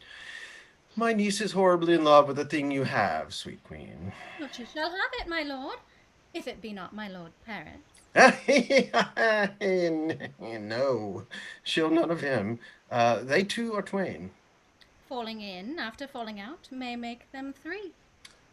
Come. I'll hear no more of this. I'll sing you a song now. Aye, prithee now. By my troth, sweet lord, thou hast a fine forehead. Aye, you may. Let thy song be love. This love will undo us all.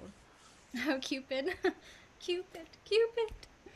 Love, aye, that it shall, i' faith. Aye, good now, love, nothing but love. In good troth, it begins so.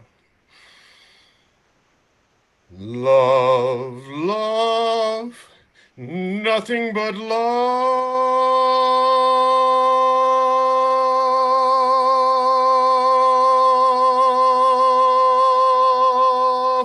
Still more. Oh, for love's bow shoots buck and doe. The shaft confounds, that not it wounds, but tickles still the sword. These lovers cry, oh ho, they die, yet that which seems the wound to kill doth turn, oh ho, to high.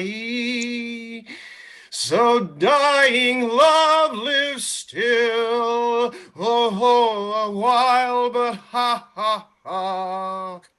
Oh ho, groans out for ha ha ha, hey ho.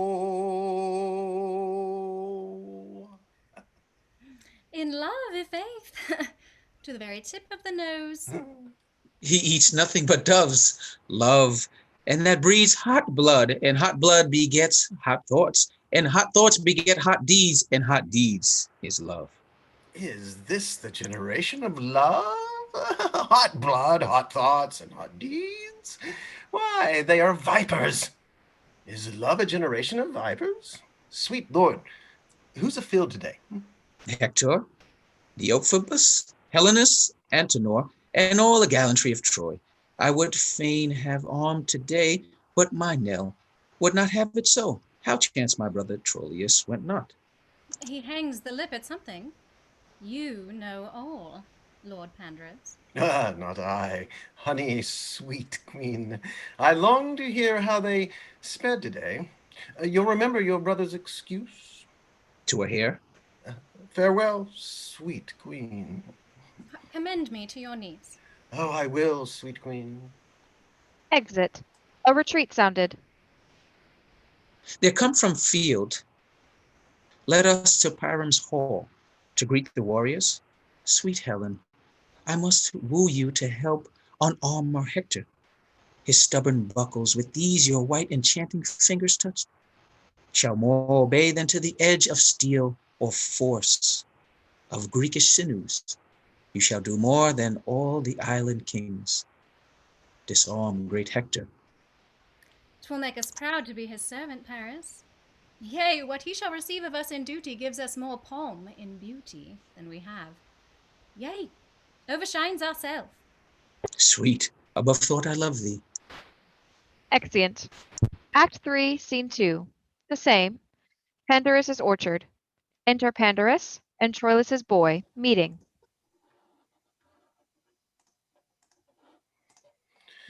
How now, where's thy master?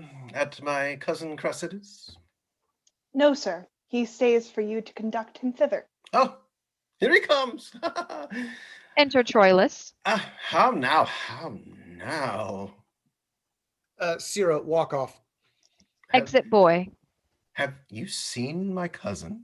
No, Pandarus, I stalk about her door like a strange soul upon the Stygian banks, staying for waftage. Oh, be thou my Charon, and give me swift transportance to those fields where I may wallow in the lily beds proposed for the deserver. Oh, gentle Pandarus, from Cupid's shoulder pluck his painted wings and fly with me to Cressid. Walk here in the orchard. I'll bring her straight. Exit. I am giddy. Expectation whirls me round. The imaginary relish is so sweet that it enchants my sense. What will it be when that the watery palate tastes indeed love's thrice repured nectar? Death! I fear me, swooning destruction, or some joy too fine, too subtle, potent, tuned too sharp in sweetness for the capacity of my ruder powers. I fear it much. And I do fear, besides, that I shall lose distinction in my joys as doth a battle when they charge on heaps the enemy flying. Re-enter Pandarus. Oh, she's making her ready. She'll come straight. You must be witty now. She does so blush and fetches her wind so short, as if she were frayed with a sprite.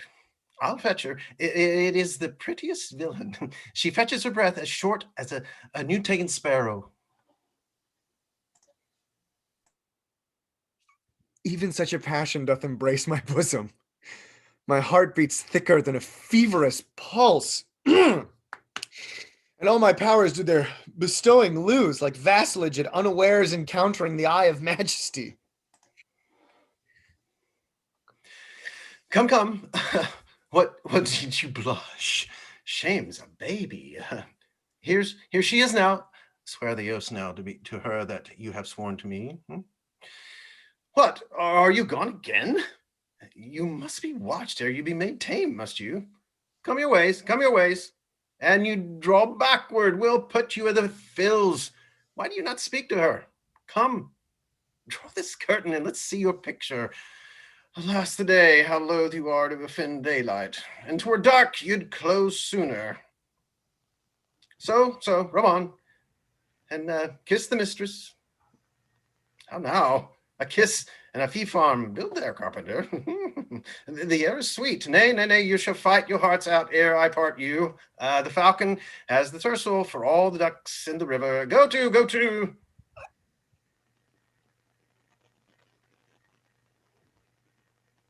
You have bereft me of all words, lady. Words pay no debts.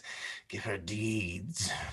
But she'll bereave you of the deeds too if she call your activity in question. What, billing again? Here's to the witness whereof the parties interchangeably. Come in, come in. I'll go on, get the fire. Exit. Will you walk in, my lord? Oh, Cressida, how often have I wished me thus? Wished, my lord. The gods grant... Oh, my lord. What should they grant? What makes this pretty abruption? What too curious drag espies my sweet lady in the fountain of our love? More dregs than water, if my fears have eyes. Fears make devils of cherubims. They never see truly. Blind fear that seeing reason leads finds safer footing than blind reason stumbling without fear. To fear the worst oft cures the worse. Oh, let my lady apprehend no fear. In all Cupid's pageant there is presented no monster. Nor nothing monstrous neither? Nothing but our undertakings. When we vow to weep seas, live in fire, eat rocks, tame tigers, thinking it harder for our mistress to devise imposition enough than for us to undergo any difficulty imposed. This is the monstrosity in love, lady, that the will is infinite and the execution confined, that the desire is boundless and the act a slave to limit. They say all lovers swear more performance than they are able, and yet reserve an ability that they never perform, vowing more than the perfection of 10 and discharging less than the 10th part of 1. They that have the voice of lions and act of hares, are they not monsters? Are there such? Such not are we. Praise us as we are tasted. Allow us as we prove. Our head shall go bare till merit crown it. No perfection in reversion shall have a praise in present. We will not name desert before his birth, and being born, his addition shall be humble. Few words to fair faith. Troilus shall be such to Cressida as what envy can say worst shall be a mock for his truth. And what truth can speak truest, not truer than Troilus. Will you walk in, my lord? Re-enter Pandarus. What? Blushing still? Have you not done talking yet? Well, uncle, what folly I commit, I dedicate to you. I thank you. I thank you for that. If my lord got a boy of you, you'll give him me. Be true to my lord. If he flinch, chide me for it. You know now your hostages, your uncle's word and my firm faith. Nay, I'll give you my word for her too. Our kindred, though they be long ere they are wooed, they are constant being one. They are burrs, I can tell you. They'll stick where they are thrown. Boldness comes to me now and brings me heart. Prince Troilus, I have loved you night and day for many weary months. Why was my Cressida then so hard to win? Hard to seem one, but I was won, my lord, with the first glance that ever... pardon me. If I confess much, you will play the tyrant. I love you now, but not till now, so much but I might master it. In faith, I lie. My thoughts were like unbridled children grown too headstrong for their mother. See, we fools, why have I babbled? Who shall be true to us when we are so unsecret to ourselves? But though I loved you well, I wooed you not. And yet, good faith, I wished myself a man, or that we women had men's privilege of speaking first. Sweet, bid me hold my tongue, for in this rapture I shall surely speak the thing I shall repent. See, your silence, cunning in dumbness, from my weakness draws my very soul of counsel. Stop my mouth. And shall, albeit sweet music issues thence. To your faith. My lord, I do beseech you, pardon me. 'Twas not my purpose thus to beg a kiss. I'm ashamed. Oh, heavens, what have I done? For this time, I will take my leave, my lord. Your lead, sweet Cressid. Leave? And you take leave till tomorrow morning? Pray you, content you. What offends you, lady? Sir, mine own company. You cannot shun yourself. Let me go and try. I have a kind of self resides with you, but an unkind self that itself will leave to be another's fool. I would be gone. Where is my wit? I know not what to speak. Well know they what they speak that speak so wisely.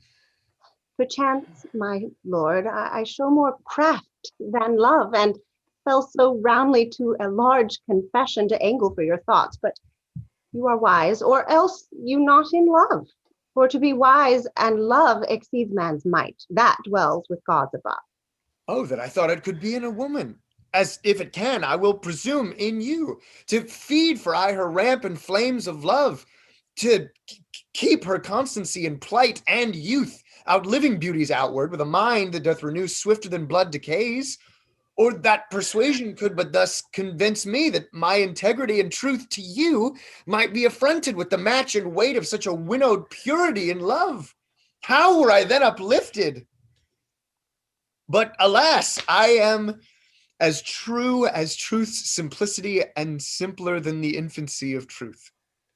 In that I'll war with you. How virtuous fight! When right with right wars, who shall be most right?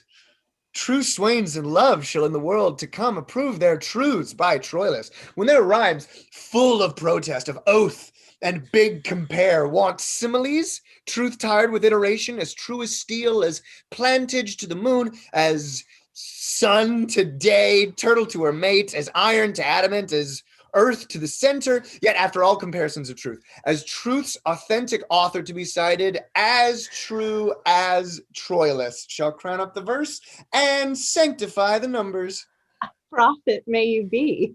If I be false or swerve a hair from truth when time is old and hath forgot itself, when water drops have worn the stones of Troy and blind oblivion swallowed cities up and mighty states characterless are grated to dusty nothing, yet let memory from false to false among false maids in love upbraid my falsehood, when they've said as false as air, as water, wind, or sandy earth, as fox to lamb, as wolf to heifer's calf, pard to the hind, or stepdame to her son. Yea, let them say, to stick the heart of falsehood, as false as Cressid. Go to a bargain made. Seal it. Seal it. Be the witness. I'll be the witness. Here, I hold your hand. Here, my cousins. If ever you prove false one to another, since I have taken such pains to bring you together, let all pitiful goers between be called to the world's end after my name. Call them all Pandars. Let all constant men be Troiluses, all false women Cressids, and all brokers between Pandars. Say amen. Amen. Amen. Amen. Whereupon I shall show you a chamber with a bed. Which bed, because it shall not speak of your pretty encounters, press it to death.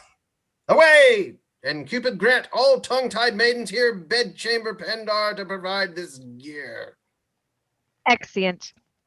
We will now take a brief 5-minute intermission.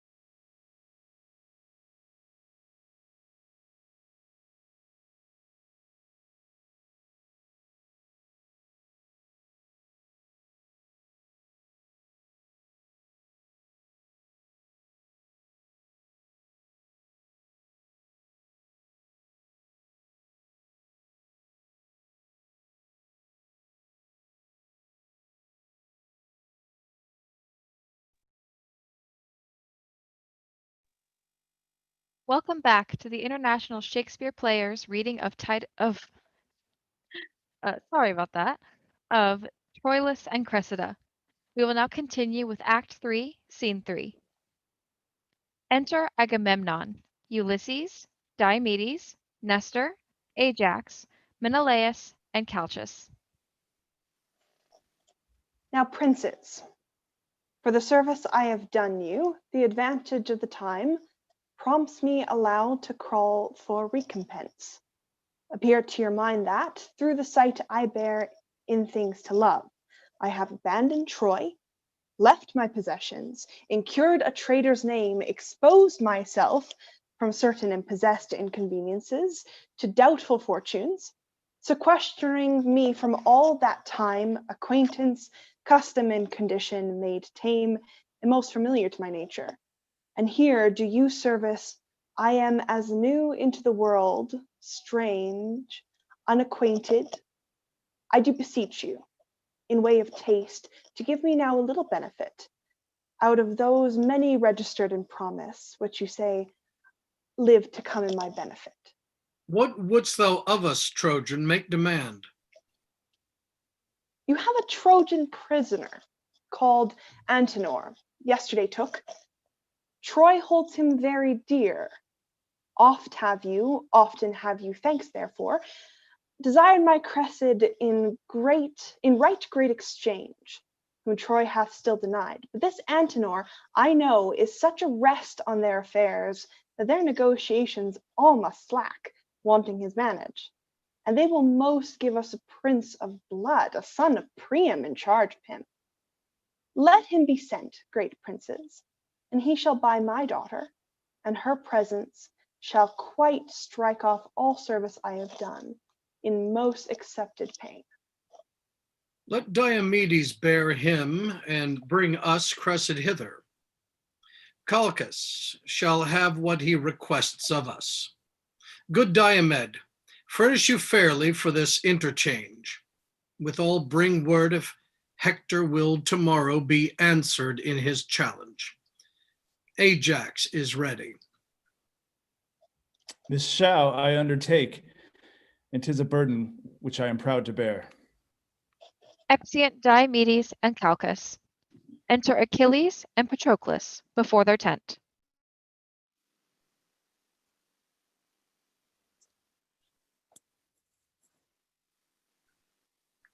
Sound.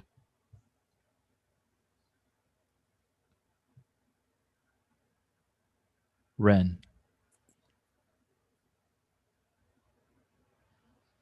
Achilles stands at the entrance of his tent. Pleaseth our general to pass strangely by him, as if he were forgot, and princes all lay negligent and loose regard upon him. I will come last. 'Tis like he'll question me, why such unplausive eyes are bent on him. If so, I have derision medicinable to use between your strangeness and his pride, which his own will shall have desire to drink. It may be good. Pride hath no other glass to show itself but pride. For supple knees to feed arrogance and are the proud man's fees. We'll execute your purpose and put on a form of strangeness as we pass along. So do each lord, and either greet him not, or else disdainfully, which shall shake him more than if not looked on. I will lead the way. What? Comes the general to speak with me? You know my mind. I'll fight no more against Troy. What says Achilles? Would he ought with us? Would you, my lord, aught with the general? No. Nothing, my lord. The better. Exeunt Agamemnon and Nestor. Good day. Good day. How do you? How do you? Exit. What? Does the cuckold scorn me? How now, Patroclus? Good morrow, Ajax. Eh? Good morrow. Aye. And a good next day, too. Exit. What mean these fellows? Know they not Achilles? They pass by strangely. They were used to bend, to send their smiles before them to Achilles, to come as humbly as they used to creep to holy altars. What? Am I poor of late? 'Tis certain greatness, once fallen out with fortune, must fall out with men too. What the decline it is, he shall as soon read in the eyes of others as feel in his own fall. For men, like butterflies, show not their mealy wings but to the summer, and not a man for being simply man hath any honor, but honor for those honors that are without him, as place, riches, favor, prizes of accident as oft as merit, which, when they fall, as being slippery standards, the love that leaned on them as slippery too, do one pluck down another, and together die in the fall. But 'tis not so with me. Fortune and I are friends. I do enjoy at ample point all that I did possess, save these men's looks, who do, methinks, find out something not worth in me, such rich beholding as they have often given. Here is Ulysses. I'll interrupt his reading. How now, Ulysses? Now, great Thetis' son. What are you reading? Oh, a strange fellow here writes me, that man, how dearly ever parted, how much in having or without or within, cannot make boast to have that which he hath, nor feels not what he owes but by reflection, as when his virtue shining upon others heat them, and they retort that heat again to the first giver. This is not strange, Ulysses. The beauty that is born here in the face, the bearer knows not, but commends itself to others' eyes, nor doth the eye itself, that most pure spirit of sense, behold itself, not going from itself, but eye to eye opposed, salutes each other with each other's form. For speculation turns not to itself till it hath traveled and is mirrored there where it may see itself. This is not strange at all. I do not strain at the position. It is familiar, but at the author's drift, who in his circumstance expressly proves that no man is the lord of anything, though in and of him there be much consisting, till he communicate his parts to others. Nor doth he of himself know them for aught, till he behold them formed in the applause where they're extended, who, like an arch, reverberates the voice again, or like a gate of steel fronting the sun, receives and renders back his figure and his heat. I was much rapt in this, and apprehended here immediately the unknown Ajax. Heavens, what a man is there, a very horse, that has he knows not what, nature, what things there are most abject in regard and dear in use, what things, again, most dear in the esteem and poor in worth. Now shall we see tomorrow an act that very chance doth throw upon him Ajax, renowned. Heavens, what some men do, while some men leave to do. How some creep in skittish fortune's hail, while others play the idiots in her eyes. How one man eats in another's pride, while pride is fasting in his wantonness. To see these Grecian lords, why, even already they clap the lover Ajax on the shoulder, as if his foot were on brave Hector's breast, and great Troy shrieking. I do believe it, for they passed by me as Misers do by beggars, neither gain to me good word nor look. What? Are my deeds forgot? Time hath, my lord, a wallet at his back, wherein he puts alms for oblivion, a great-sized monster of ingratitudes.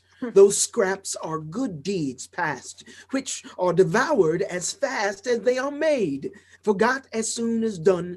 Perseverance, dear my lord, keeps honor bright. To have done is to hang quite out of fashion, like a rusty mail in monument mockery. Take the instant away, for honor travels in a strait so narrow, where one but goes abreast. Keep then the path, for emulation hath 1,000 sons that one by one pursue. If you give way, or hedge aside from the direct forthright, like to an entered tide, they all rush by and leave you hindmost. Or like a gallant horse fallen in his first rank, lie there for pavement to the abject rear, or run and trampled on. Then what they do in present, though less than yours in past, must o'ertop yours.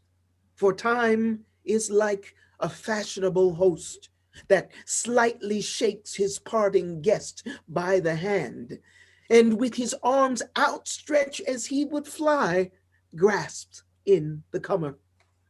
Welcome ever smiles, and farewell goes out sighing. Let not virtue seek remuneration for the thing it was. For beauty, wit, high birth, vigor of bone, desert and service, love, friendship, charity, are subjects all to envious and calumniating time. One touch of nature makes the whole world kin, that all with one consent praise newborn gods, though they are made and molded of things past, and give to dust that is a little guilt more laud than guilt or dusted. The present eye praises the present object. Then marvel not, thou great and complete man, that all the Greeks begin to worship Ajax, since things in motion sooner catch the eye than what not stirs. The cry went once on thee, and still it might, and yet it may again, if thou wouldst not entomb thyself alive and case thy reputation in thy tent, whose glorious deeds but in these fields of late made emulous missions mongst the gods themselves, and drave great Mars to faction. Of this my privacy, I have strong reasons. But against your privacy, the reasons are more potent and heroical. 'Tis known, Achilles, that you are in love with one of Priam's daughters. Known! Is that a wonder? The Providence that's in a watchful state knows almost every grain of Pluto's gold, finds bottom in the uncomprehensive deeps, keeps place and thought, and almost like the gods, does thoughts unveil in their dumb cradles. There is a mystery, with whom relation durst never meddle, in the soul of state, which hath an operation more divine than breath or pen can give expressure to. All the commerce that you have had with Troy as perfectly is ours as yours, my lord, and better would it fit Achilles much to throw down Hector than Polynices. But it must grieve young Pyrrhus now at home, when fame shall in our island sound her trump, and all the Greekish girls shall tripping sing, great Hector's sister did Achilles win, but our great Ajax bravely beat him down. Farewell, my lord. I, as your lover, speak. The fool slides o'er the ice that you should break. Exit. To this effect, Achilles, have I moved you, A woman impudent and mannish grown is not more loathed than an effeminate man in time of action. I stand condemned for this.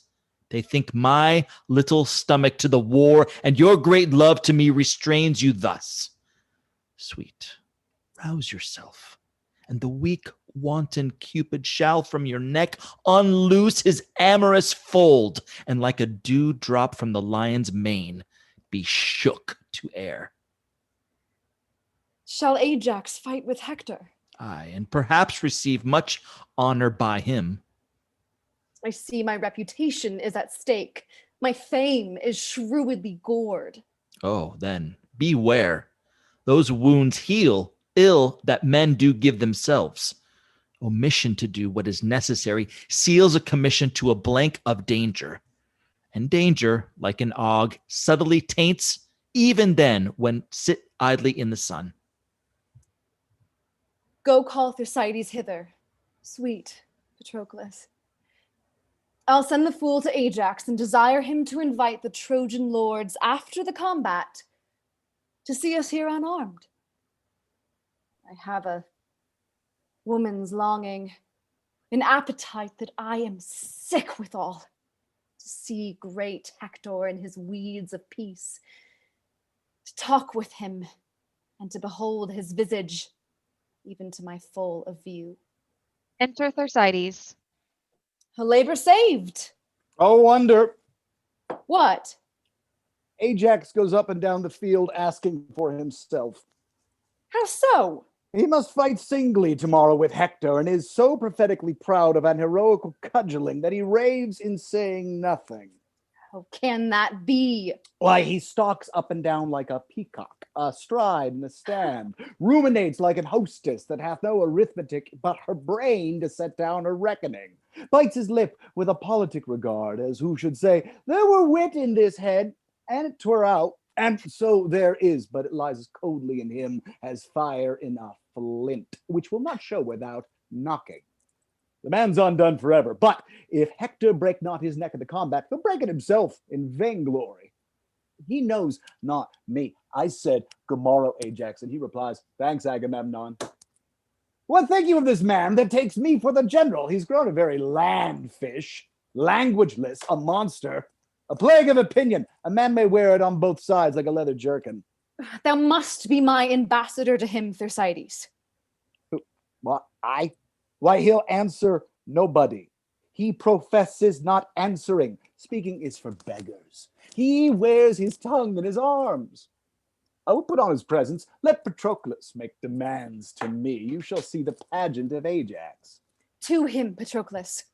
Tell him I humbly desire the valiant Ajax to invite the most valorous Hector to come unarmed to my tent and to procure safe conduct for his person of the magnanimous and most illustrious 6 or 7 times honored Captain General of the Grecian army, Agamemnon, etc. Do this.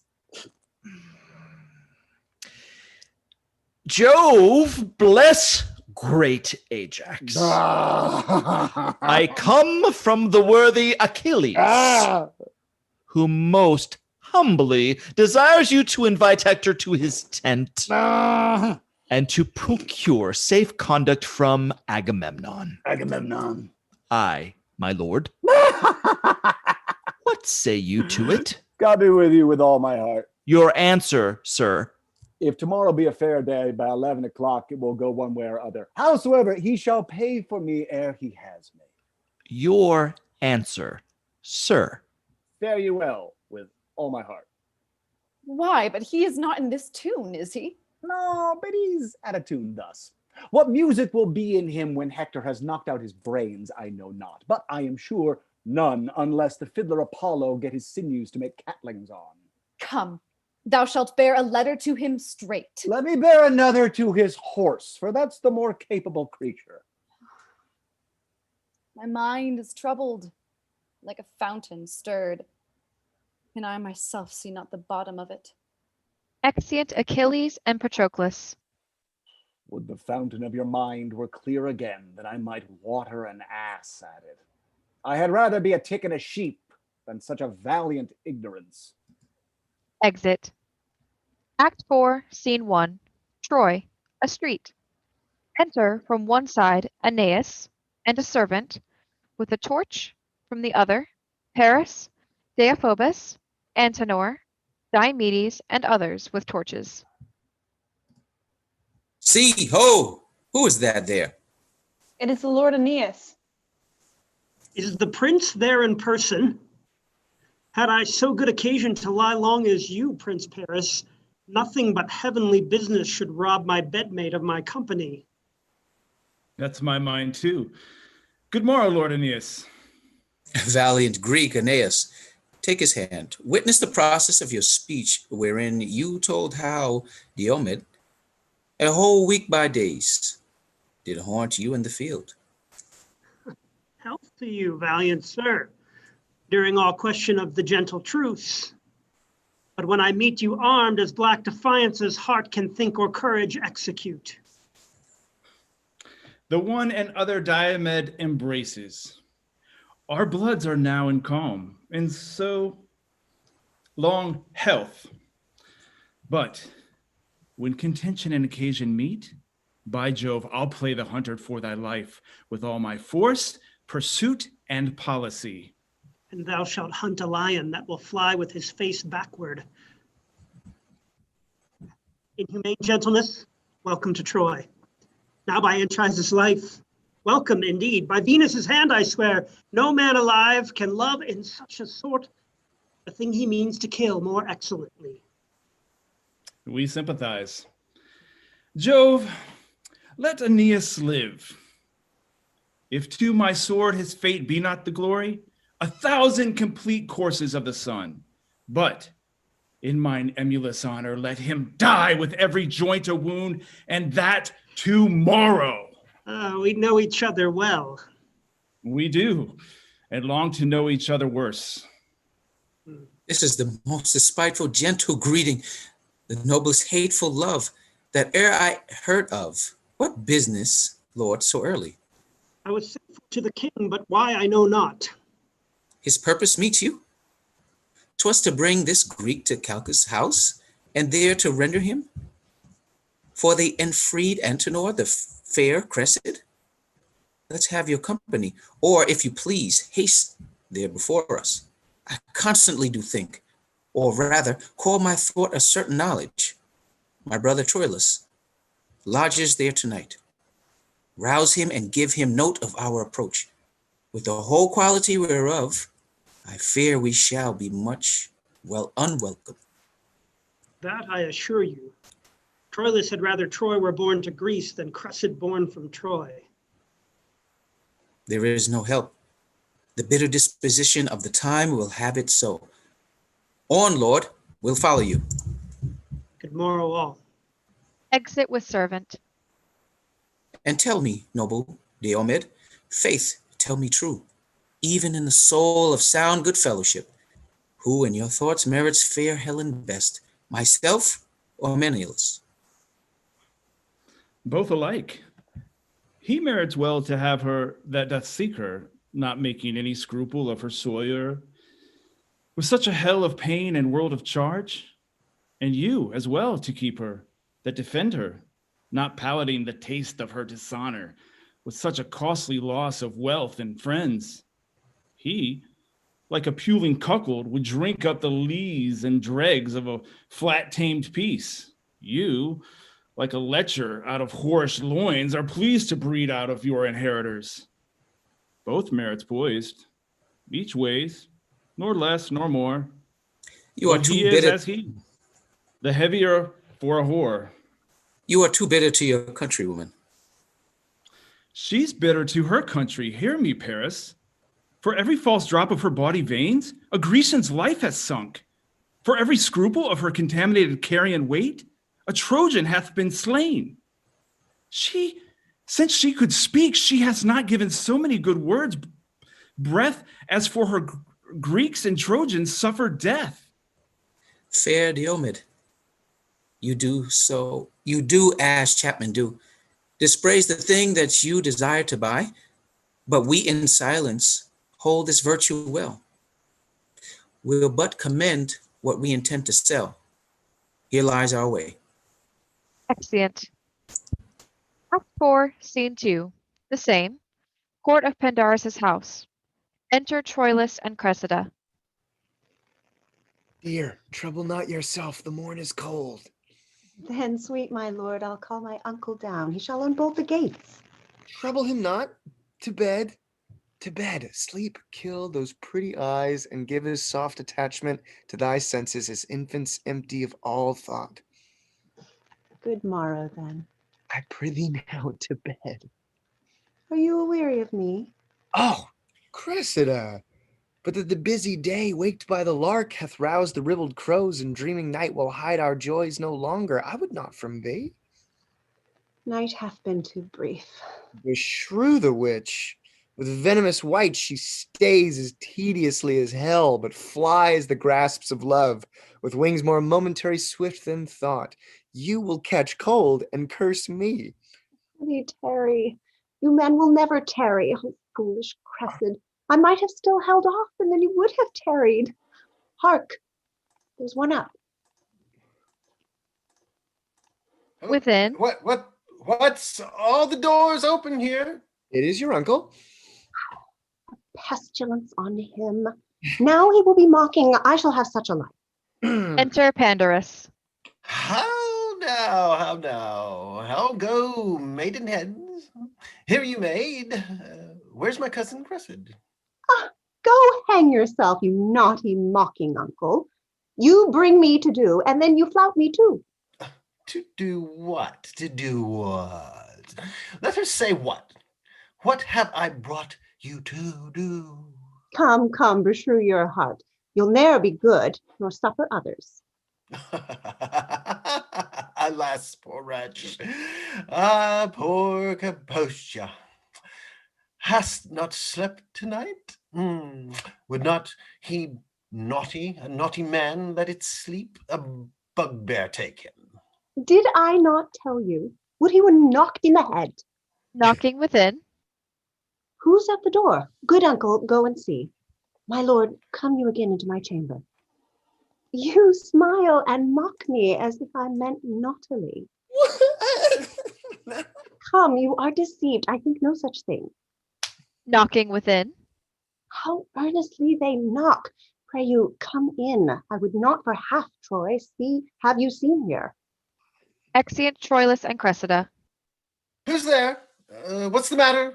Will you beat down the door? How now? What's the matter? Enter Aeneas.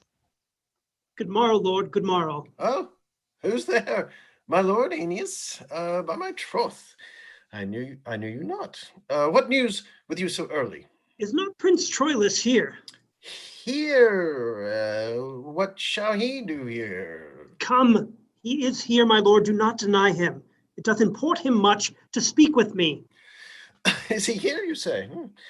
'Tis more than I know. I will be sworn for my part. I came in late. What should he do here? Who? Nay then, come. Come, you'll do him wrong ere you're ware. You'll be so true to him to be false to him. Do not you know of him, but yet go fetch him hither. Go. Re-enter Troilus. How now? What's the matter? My lord, I scarce have leisure to salute you. My matter is so rash. There is at hand Paris, your brother, Deiphobus, the Grecian Diomed, and our Antenor delivered to us. And for him, forthwith, ere the first sacrifice, within this hour, we must give up to Diomedes' hand the lady Cressida. Is it so concluded? By Priam and the general state of Troy, they are at hand and ready to effect it. How my achievements mock me. I will go meet them. And my lord Aeneas, we met by chance. You did not find me here. Good, my lord. The secrets of nature have not more gift than taciturnity. Exeunt Troilus and Aeneas. Is it possible? No sooner got but lost. The devil take Antenor! the young prince will go mad. A plague upon Antenor! I would they had broke his neck. Re-enter Cressida. How now? What's the matter? Who was here?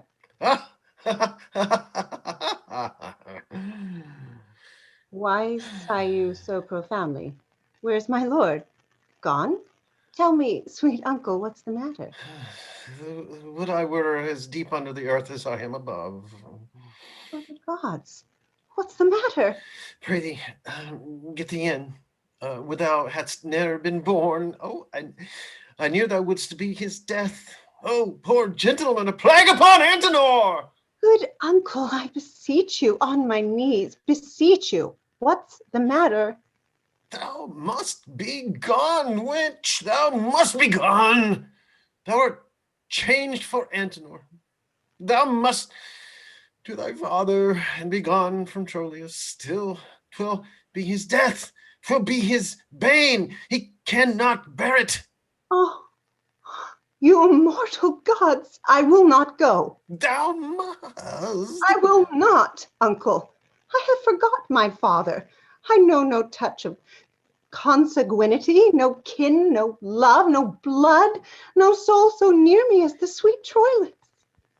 Oh, you gods divine, make Cressida's name the very crown of falsehood if she ever leave Troilus. Time, force, and death, do to this body what extremes you can, but the strong base and building of my love is as the very center of the earth, drawing all things to it. I will go and weep. Oh, do. Tear my hair and scratch my praised cheeks. Crack my clear voice with sobs and break my heart with sounding joy. I will not go from Troy. Exeunt. Act 4, Scene 3. The same. Street before Pandarus's house. Enter Paris, Troilus, Aeneas, Deiphobus, Antenor, and Diomedes. It is great morning, and the hour prefixed of her delivery to this valiant Greek comes fast upon. Good my brother Troilus, tell you the lady what she is to do, and haste her to the purpose. Walk her into house. I'll bring her to the Grecian presently, and to his hand when I deliver her, think it an altar, and thy brother Troilus a priest there offering it to his own heart. Exit. I know what 'tis to love, and would, as I shall pity. I would help, I could help. Please, you walk in, my lords. Exeunt. Act 4, Scene 4. The same. Pandarus's house. Enter Pandarus and Cressida. Be moderate, be moderate.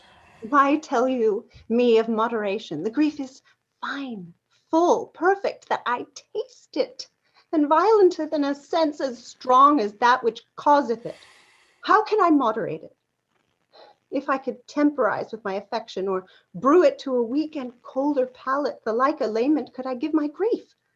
My love admits no qualifying dross, no more my grief in such a precious loss. Here he comes. Enter Troilus. Oh, sweet ducks. Oh, Troilus, Troilus. Embracing him. What a pair of spectacles is here. Let me embrace him too. Oh, heart is the goodliest saying, oh, heart. Heavy heart, why sighest thou without breaking? Where he answers again, because thou canst not ease thy smart by friendship nor by speaking. There was never a truer rhyme. Let us cast away nothing, for we may live to have need of such a verse. We see it, how now, lambs? Cressida, I love thee in so strained a purity that the blessed gods is angry with my fancy.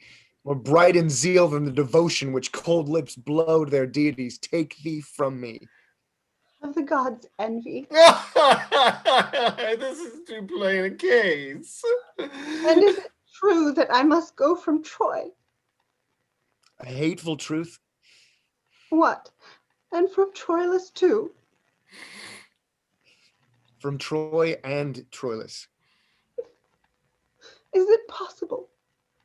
And suddenly, where injury of chance puts back leave-taking, justles roughly by all time of pause, rudely beguiles our lips of all rejoinder, forcibly prevents our locked embrasures, strangles our dear vows even in the birth of their own laboring breath. We two, that with so many thousand sighs did buy each other, must poorly sell ourselves with the rude brevity and discharge of one. Injurious time now with a robber's haste crams his rich thievery up, he knows not how.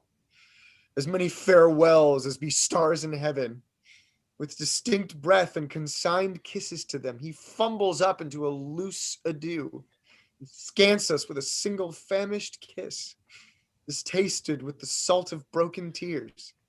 Within. My lord, is the lady ready? Hark! You are called. Some say the genius so cries, come to him that instantly must die. Bid them have patience, she shall come anon. Where are my tears? Rain to lay this wind, or my heart will be blown up by the root. Exit. I must then to the Grecians. No remedy. A woeful cressid amongst the merry Greeks. When shall we see again? Hear me, my love. Be thou but true of heart. Aye, true. How now? What wicked deem is this? Nay, we must use expostulation kindly, for it is parting from us. I speak not be thou true as fearing thee, for I will throw my glove to death himself, that there's no maculation in thy heart. But be thou true, say I to fashion in my sequent protestation. Be thou true, and I will see thee. You shall be exposed, my lord, to dangers as infinite, as imminent. But I'll be true. And I'll grow friend with danger. Wear this sleeve. And you, this glove. When shall I see you? I will corrupt the Grecian sentinels to give thee nightly visitation, but yet be true. Oh, heavens, be true again. Hear while I speak it, love. The Grecian youths are full of quality. They're loving, well composed with gifts of nature, flowing and swelling o'er with arts and exercise. How novelty may move in parts with person, alas, a kind of godly jealousy. Well, I beseech you, call a virtuous sin makes me afeared. Oh, heavens, you love me not. Die I a villain then? In this I do not call your faith in question so mainly as my merit. I cannot sing, nor heal the high lavolt, nor sweeten talk, nor play at subtle games, fair virtues all to which the Grecians are most prompt and pregnant. But I can tell that in each grace of these there lurks a still and dumb discoursive devil that tempts most cunningly. But be not tempted. Do you think I will? No. But something may be done that we will not. And sometimes we are devils to ourselves when we will tempt the frailty of our powers, presuming on their changeful potency. Within. Nay, good my lord. Come, kiss and let us part. Within.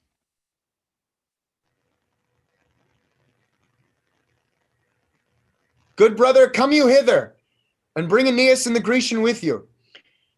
My lord, will you be true? Who, I? Alas, it is my vice, my fault. While others fish with craft for great opinion, I with great truth catch mere simplicity. Whilst some with cunning gild their copper crowns, with truth and plainness I do wear mine bare. Fear not my truth. The moral of my wit is plain and true. There's all the reach of it. Enter Aeneas, Paris, Antenor, Deiphobus, and Diomedes. Welcome, Sir Diomed. Here is the lady which for Antenor we deliver you. At the port, Lord, I'll give her to thy hand, and by the way possess thee what she is. Entreat her fair. And by my soul, fair Greek, if e'er thou stand at mercy of my sword, name Cressida, and thy life shall be as safe as Priam is in Ilion. Fair lady Cressid, so please you, save the thanks this prince expects. The luster in your eye, heaven in your cheek pleads your fair usage. And to Diomed you shall be mistress, and command him wholly. Grecian, thou dost not use me courteously to shame the zeal of my petition to thee in praising her. I tell thee, Lord of Greece, she is as far a high soaring o'er thy praises as thou unworthy to be called her servant. I charge thee use her well, even for my charge, for by the dreadful Pluto, if thou dost not, though the great bulk Achilles be thy guard, I'll cut thy throat. Oh, be not moved, Prince Troilus. Let me be privileged by my place and message to be a speaker free. When I am hence, I'll answer to my lust. And know you, Lord, I'll nothing do on charge. To her own worth shall she be prized. But that you say, be it so, I'll speak it in my spirit and honor, no. Come to the port. I'll tell thee, Diomed, this brave shall oft make thee to hide thy head. Lady, give me your hand, and as we walk, to our own selves bend we our needful talk. Exeunt Troilus, Cressida, and Diomedes. Trumpet within. Hark! Hector's trumpet. How have we spent this morning?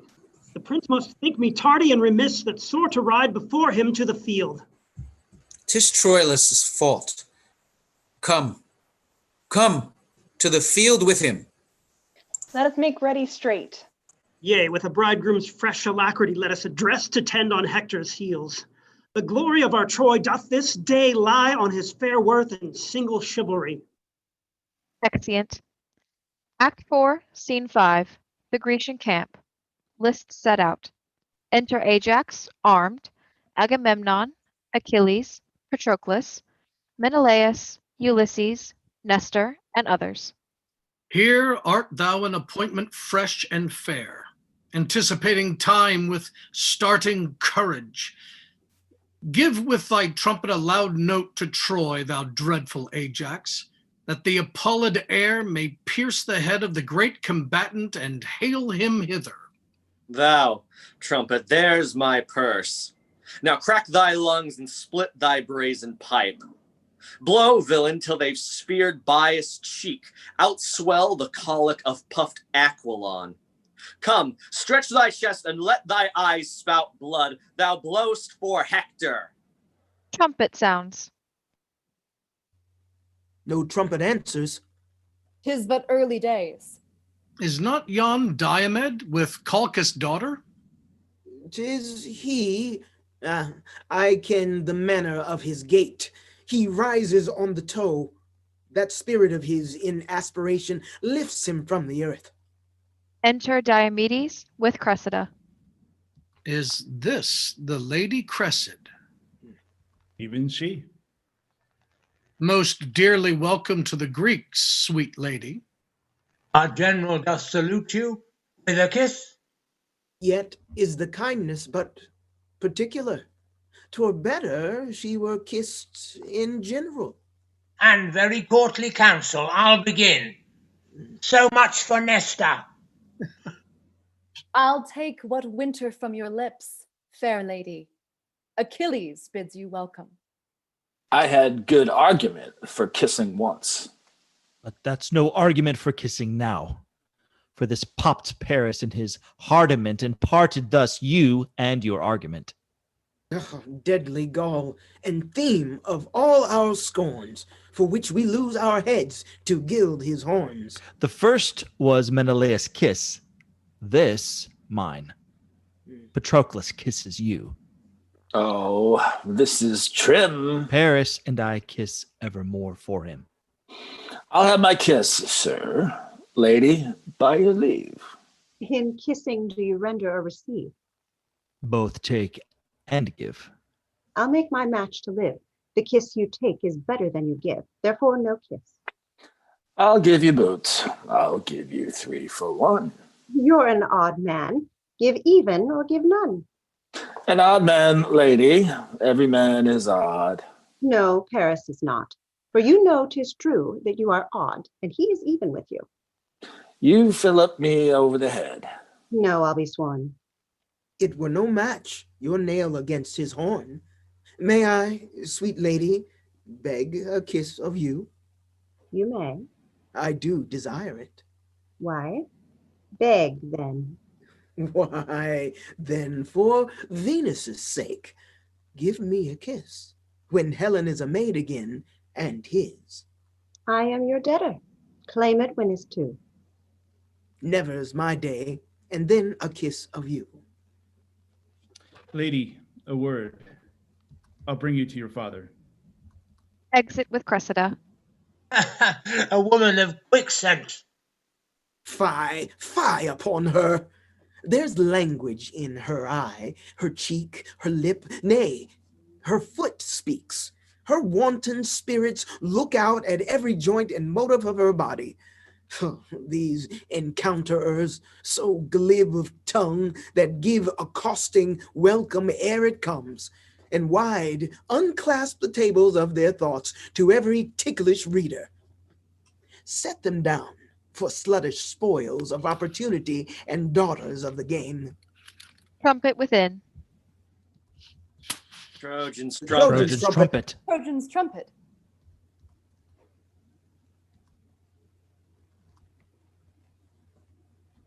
Enter Hector, armed, Aeneas, Troilus, and other. Trojans with attendants. Hail, all you state of Greece! What shall be done to him that victory commands? Or do you purpose the victor shall be known? Will you the knights shall to the edge of all extremity pursue each other? Or shall be divided by any voice or order of the field? Hector bade ask.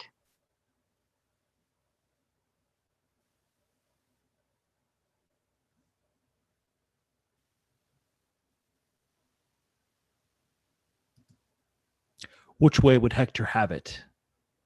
For he cares not, he'll obey conditions. 'Tis done like Hector, but securely done, a little proudly, and great deal misprizing the knight opposed. If not Achilles, sir, what is your name? If not Achilles, nothing. Therefore Achilles. But whate'er know this, in the extremity of great and little, valor and pride excel themselves in Hector. The one almost as infinite as all, the other blank as nothing. Weigh him well, and that which looks like pride is courtesy. This Ajax is half made of Hector's blood, in love whereof half Hector stays at home, half heart, half hand, half Hector comes to seek this blended knight, half Trojan and half Greek. A maid in battle, then. I perceive you. Re-enter Diomedes. Here is Sir Diomed. Go, gentle knight, stand by our Ajax. As you and Lord Aeneas consent upon the order of their fight, so be it, either to the uttermost or else a breath. The combatants, being kin, half stints their strife before their strokes begin. Ajax and Hector enter the lists. They are opposed already. What Trojan is that looks so heavy? The youngest son of Priam, a true knight, not yet mature, yet matchless, firm of word, speaking in deeds and deedless in his tongue, not soon provoked, nor being provoked soon calmed, his heart and hand both open and both free. For what he has he gives, what thinks he shows, yet gives he not till judgment guide his bounty, nor dignifies an impure thought with breath.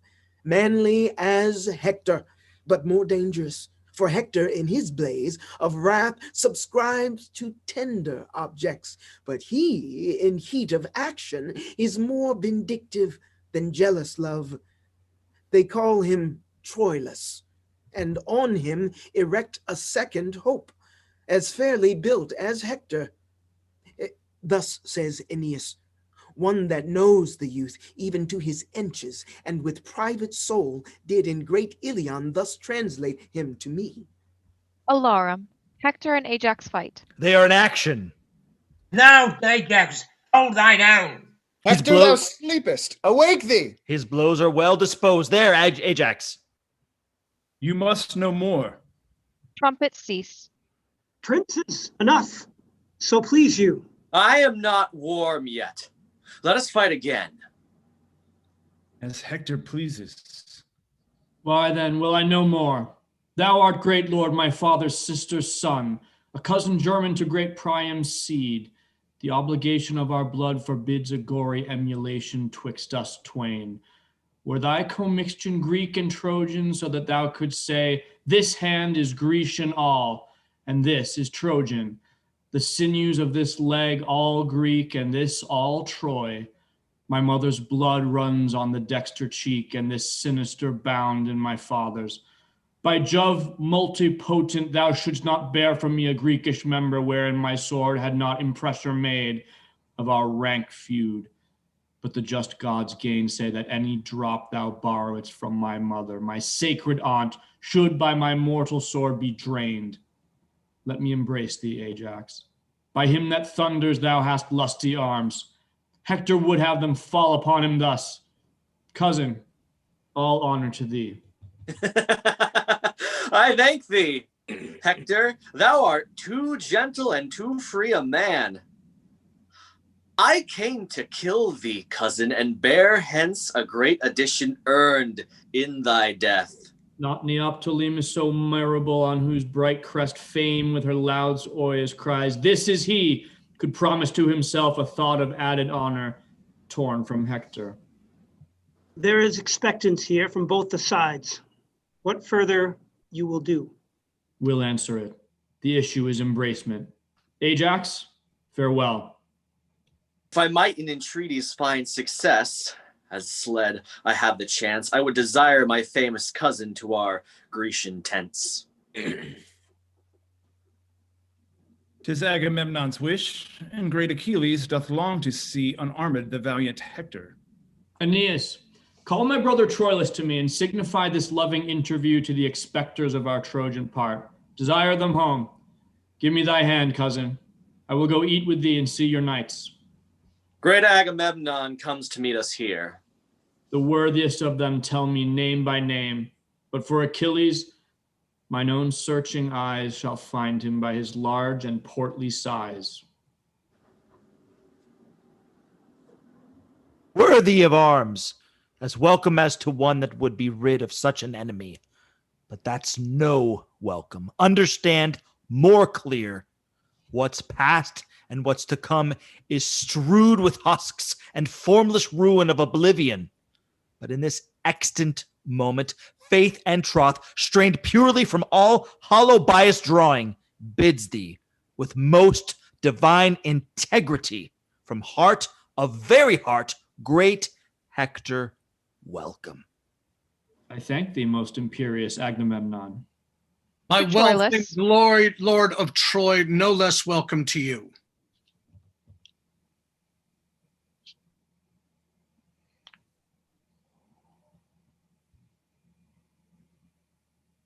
Let me confirm my princely brother's greeting. You brace of warlike brothers, welcome hither. Who must we answer? The noble Menelaus. Oh, you, my lord. By Mars his gauntlet, thanks. Mock not that I affect the untraded oath. Your quondam wife swears still by Venus' glove. She's well, but bade me not commend her to you. Name her not now, sir. She's a deadly thing. Oh, pardon, I offend. I have, thou gallant Trojan, seen thee oft, labouring for destiny, making cruel way through ranks of Greekish youth. And I have seen thee, as hot as Perseus, spur thy Phrygian steed, despising many forfeits and subduments, when thou hast hung thy advanced sword in the air, not letting it decline on the declined. That I have said to some my standers by, lo, Jupiter is yonder, dealing life. And I have seen thee pause and take thy breath, when that a ring of Greeks have hemmed thee in like an Olympian wrestling. This I have seen. But this thy countenance, still locked in steel, I never saw till now. I knew thy grandsire, and once fought with him. He was a soldier good. But thy great Mars, the captain of us all, never saw like thee. Let an old man embrace thee, and worthy warrior, welcome to our tents. 'Tis the old Nestor. Let me embrace thee, good old Chronicle. Thou hast so long walked hand in hand with time, most reverend Nestor. I am glad to clasp thee. I would my arms could match thee in contention, as they contend with thee in courtesy. I wish they could. Ha! By this white beard I'll fight with thee tomorrow. Well, welcome, welcome. I have seen the time. I wonder now how yonder city stands when we have here her base and pillar by us. I know your favor, Lord Ulysses, well. Ah, sir, there's many a Greek and Trojan dead since first I saw yourself and Diomed and Ilion on your Greekish embassy. Sir, I foretold you then what would ensue. My prophecy is but half his journey yet. For yonder walls that pertly front your town, yonder towers whose wanton tops do bust the clouds, must kiss their own feet. I must not believe you. There they stand yet, and modestly, I think. The fall of every Phrygian stone will cost a drop of Grecian blood. The crown ends all, and that old calm arbitrator time will one day end it. So to him we leave it. Most gentle and most valiant Hector, welcome. After the general, I beseech you next to feast with me and see me at my tent. I shall forestall thee, Lord Ulysses, thou. Now, Hector, I have fed mine eyes on thee. I have with exact view perused thee, Hector, and quoted joint by joint. Is this Achilles? I am Achilles. Stand fair, I pray thee. Let me look on thee. Behold thy fill. Nay, I have done already. Thou art too brief. I will the second time, as I would by thee, view thee limb by limb. Oh, like a book of sport thou'lt read me o'er. But there's more in me than thou understandst. Why dost thou so oppress me with thine eye? Tell me, you heavens, in which part of his body shall I destroy him? Whether there or there or there? That I may give the local wound a name and make distinct the very breach whereout Hector's great spirit flew. Answer me, heavens! It would discredit the blessed gods, proud man, to answer such a question. Stand again. Think'st thou to catch my life so pleasantly as to prenominate a nice conjecture where thou wilt hit me dead? I tell thee, yea. Wert thou an oracle to tell me so, I'd not believe thee. Henceforth guard thee well, for I'll not kill thee there, nor there, nor there. But by the forge that stythied Mars his helm, I'll kill thee everywhere. Yea, o'er and o'er, you wisest Grecians, pardon me this brag. His insolence draws folly from my lips. But I'll endeavor deeds to match these words, or may I never. Do not chafe thee, cousin. And you, Achilles, let these threats alone, till accident or purpose bring you to't. You may have every day enough of Hector, if you have stomach. The general state, I fear, can scarce entreat you to be odd with him. I pray you, let us see you in the field. We have had pelting wars since you refused the Grecians' cause. Dost thou entreat me, Hector? Tomorrow do I meet thee, fell as death. Tonight, all friends. Thy hand upon that match. First, all you peers of Greece, go to my tent. There in the full convive we. Afterwards, as Hector's leisure and your bounty shall concur together, severally entreat him. Beat loud the tambourines, let the trumpets blow, that this great soldier may his welcome know. Exeunt all except Troilus and Ulysses. My lord Ulysses, tell me, I beseech you, in what place of the field doth Calchas keep? At Menelaus' tent, most princely Troilus. There Diomed doth feast with him tonight, who neither looks upon the heaven nor earth, but gives all gaze and bent of amorous view on the fair Cressida. Shall sweet lord be bound to you so much after we part from Agamemnon's tent to bring me thither? You shall command me, sir. As gentle tell me, of what honor was this Cressida in Troy? Had she no lover there that wails her absence? Oh, sir, to such as boasting show their scars, a mock is due. Will you walk on, my lord? She was beloved, she loved, she is, and doth. But still sweet love is food for fortune's tooth. Exeunt. Act 5, Scene 1. The Grecian camp, before Achilles' tent. Enter Achilles and Patroclus. I'll heat his blood with Greekish wine tonight, which, with my scimitar, I'll cool tomorrow. Patroclus, let us feast him to the height. Here comes Thersites. Enter Thersites. How now, thou core of envy? Thou crusty batch of nature, what's the news? Why, thou picture of what thou seemest, and idol of idiot worshippers, here's a letter for thee. From whence fragment? Why, thou full dish of fool from Troy. Who keeps the tent now? The surgeon's box with a patient's wound. Well said, adversity. And what need these tricks? Prithee, be silent, boy. I profit not by thy talk.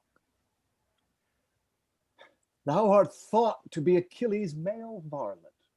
Male varlet? You rogue! What's that? Why, his masculine whore.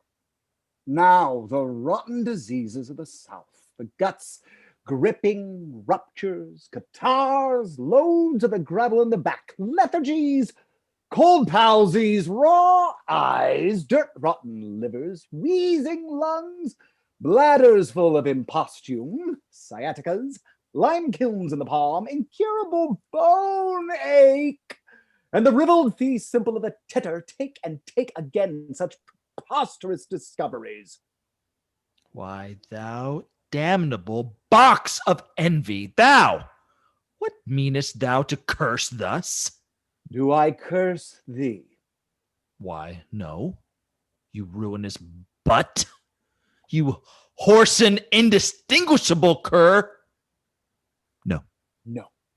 Why art thou then exasperate, thou idle immaterial skein of sleeved silk, thou green scarslet flap for a sore eye, thou tassel of a prodigal's purse, thou? Oh, how the poor world is pestered with such waterflies, diminutives of nature. Out, gall. Finch egg. My sweet Patroclus, I am thwarted quite from my great purpose in tomorrow's battle. Here is a letter from Queen Hecuba, a token from her daughter, my fair love, both taxing me, engaging me to keep an oath that I have sworn. I will not break it. Fall, Greeks. Fall, fame. Honor or go or stay, my major vow lies here. This I'll obey. Come, Thersites, help to trim my tent. This night in banqueting must all be spent. Away, Patroclus. Exeunt Achilles and Patroclus. With too much blood and too little brain, these two may run mad. But if with too much brain and too little blood they do, I'll be a cure of madmen. Here's Agamemnon, an honest fellow enough, and one that loves quails. But he has not so much brain as earwax. And the goodly transformation of Jupiter there, his brother, the bull, the primitive statue and oblique memorial of cuckolds, a thrifty shoeing horn in a chain hanging at his brother's leg. To what form but that he is, should wit larded with malice and malice forced with wit turn him to? to an ass were nothing. He is both ass and ox. To an ox were nothing. He is both ox and ass. To be a dog, a mule, a cat, a fichu, a toad, a lizard, an owl, a puttock, or a herring without a roe, I would not care. But to be Menelaus, I would conspire against destiny.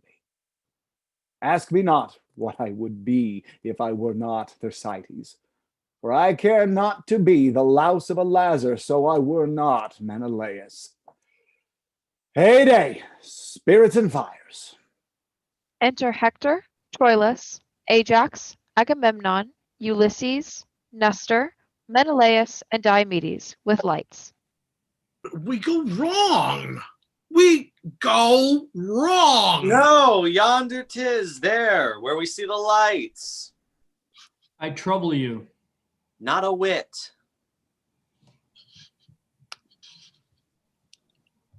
Here comes himself to guide you. Re-enter Achilles. Welcome, brave Hector. Welcome, princes all. So now, fair prince of Troy, I bid good night. Ajax commands the guard to tend on you. Thanks, and good night to the Greeks general. Good night, my lord. Good night, sweet Lord Menelaus. Sweet draught, sweet, quoth they, sweet sink, sweet sewer. Good night and welcome, both at once, to those that go or tarry. Good night. Exeunt Agamemnon and Menelaus. Old Nestor tarries. And you too, Diomed. Keep Hector company an hour or two. I cannot, Lord. I have important business, the tide whereof is now. Good night, good Hector. Give me your hand. Aside to Troilus. Follow his torch. He goes to Calchas's tent. I'll keep you company. Sweet sir, you honor me. And so, good night. Exit Diomedes, Ulysses and Troilus following. Come, come, enter my tent. Exeunt Achilles, Hector, Ajax, and Nestor. That same Diomed's a false-hearted rogue, a most unjust knave. I will no more trust him when he leers than I will a serpent when he hisses. He will spend his mouth and promise like Brabbler the hound, but when he performs, astronomers foretell it. It is prodigious. There will come some change. The sun borrows of the moon when Diomed keeps his word. I will rather leave to see Hector than not to dog him. They say he keeps a Trojan drab and uses the traitor Calchas' tent. All after. Nothing but lechery, all incontinent varlets. Exit.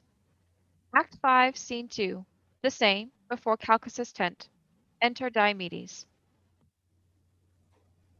What? Are you up here? Ho! Speak! Within. Who calls?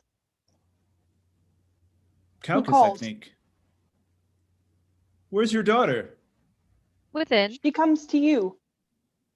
Enter Troilus and Ulysses at a distance. After them, Thersites. Stand where the torch may not discover us. Enter Cressida. Cressida comes forth to him. How now, my charge? Now, my sweet guardian, hark a word, if you. Whispers. Hey, so familiar. She will sing any man at her first sight. And any man may sing her if he can take her cliff. She's noted. Will you remember? Remember, yes. Nay, but do, then. And let your mind be coupled with your words. What should she remember? Mist. Sweet honey Greek, tempt me no more to folly. Roguery. Nay, then. I'll tell you what I... Foe, come, tell a pin. You are forsworn. In faith, I cannot. What would you have me do? A juggling trick to be so secretly open. What did you swear you would bestow on me? I prithee, do not hold me to mine oath. Bid me do anything but that, sweet Greek. Good night. Hold patience. How now, Trojan? Diomed, No, good night. I'll be your fool no more. I better must. hark, one word in your ear. Ah, plague and madness. You are moved, Prince. Let us depart. I pray you, lest your displeasure should enlarge itself to wrathful terms.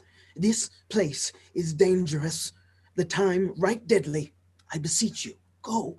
Behold, I pray you. Nay, good my lord, go off. You flow to great distraction. Come, my lord. I pray thee stay. You have not patience. Come. I pray you stay. By hell and all hell's torments, I will not speak a word.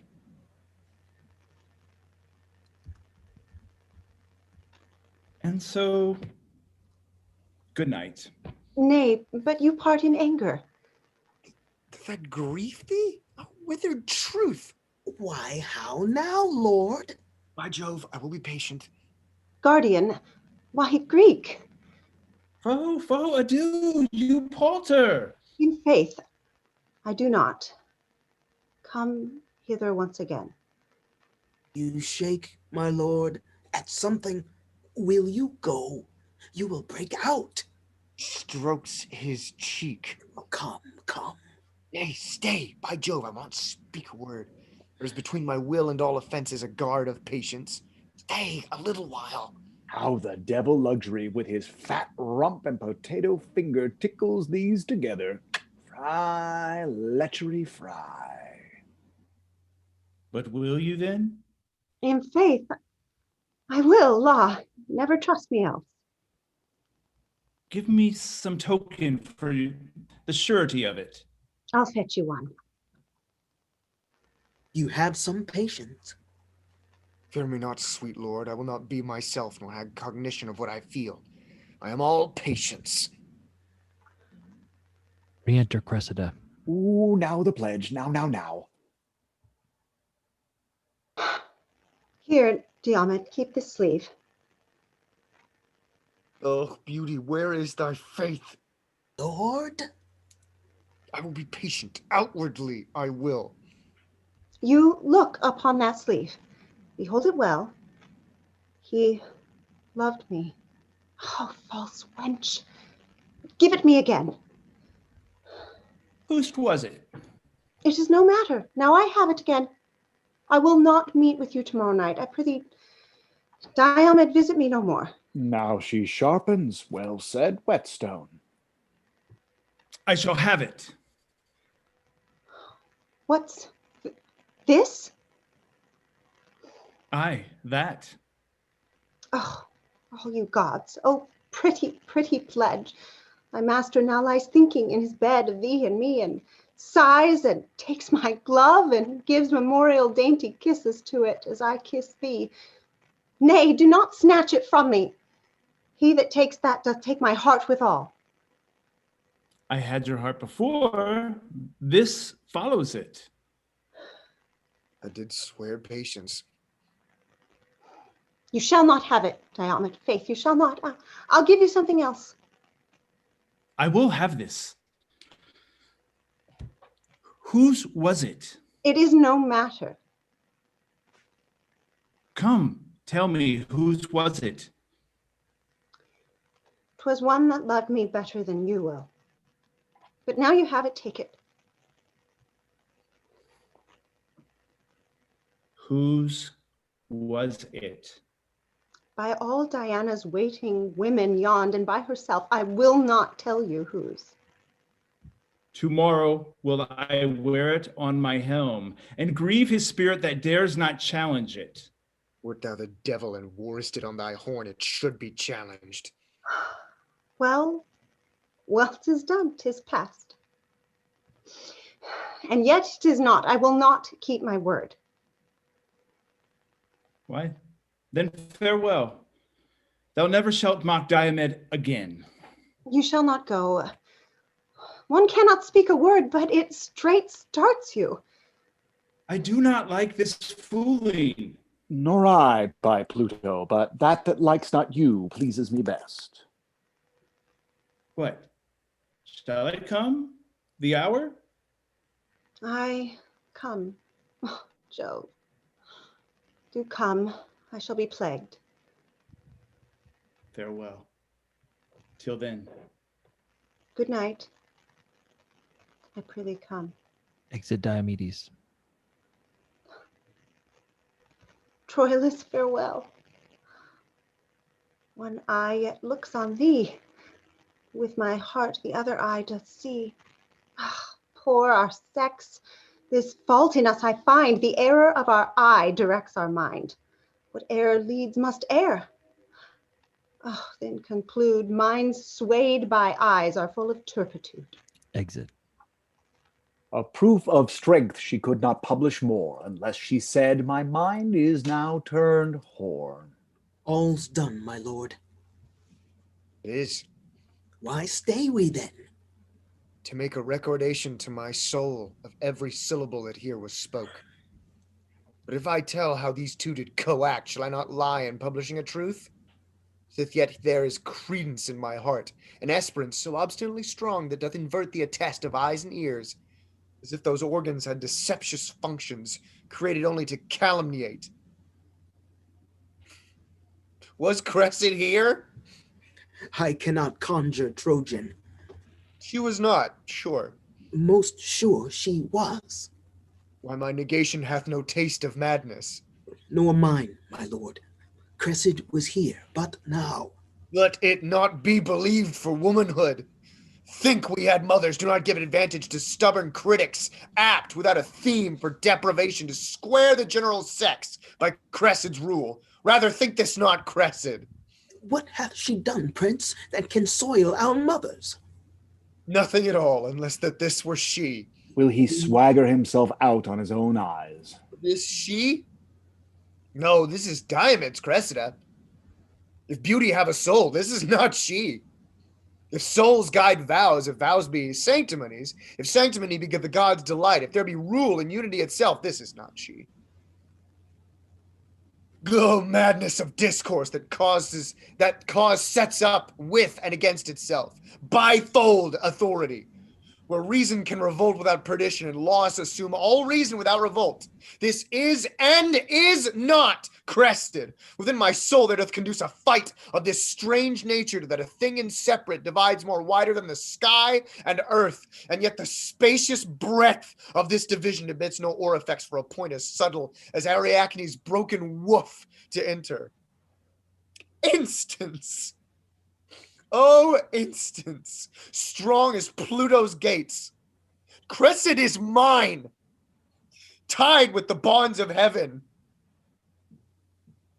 Instance, oh, instance, strong as heaven itself.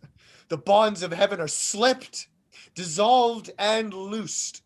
And with another knot, 5-finger tied, the fractions of her faith, orts of her love, the fragments, scraps, the bits, and greasy relics of her o'er-eaten faith are bound to Diomed. May worthy Troilus be half attached with that which here his passion doth express. Aye, Greek. And that shall be divulged well in characters as red as Mars, his heart inflamed with Venus. Never did young man fancy with so eternal and so fixed a soul. Hark, Greek, as much as I do Cressida love, so much by weight hate I her Diomed. That sleeve is mine that he'll bear on his helm. Were it a casque composed by Vulcan's skill, my sword should bite it. Not the dreadful spout which shipmen do the Hurricano call, constringed in mass by the almighty sun, shall dizzy with more clamor Neptune's ear in his descent than shall my prompted sword falling on Diomed. He'll tickle it for his concubine. Oh, Cressida! Oh, false Cressida! False, false, false! Let all untruth stand by thy stained name, and they'll seem glorious. Oh, contain yourself. Your passion draws ears hither. Enter Aeneas. I have been seeking you this hour, my lord. Hector by this is arming him in Troy. Ajax your guard stays to conduct you home. Have with you, prince. My courteous lord, adieu. Farewell, revolted fair, and Diomed, stand fast, and wear a castle on thy head. I will bring you to the gates. Accept distracted thanks. Exeunt Troilus, Aeneas, and Ulysses. Would I could meet that rogue Diomed. I would croak like a raven. I would bode. Patroclus will give me anything for the intelligence of this whore. A parrot will not do more for an almond than he for a commodious drab. Lechery, still wars and lechery. Nothing else holds a fashion. A burning devil take them. Exit.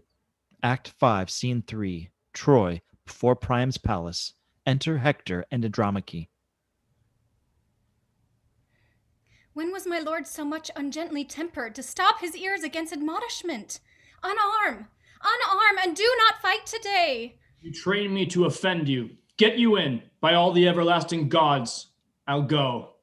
My dreams will sure prove ominous to the day. No more, I said.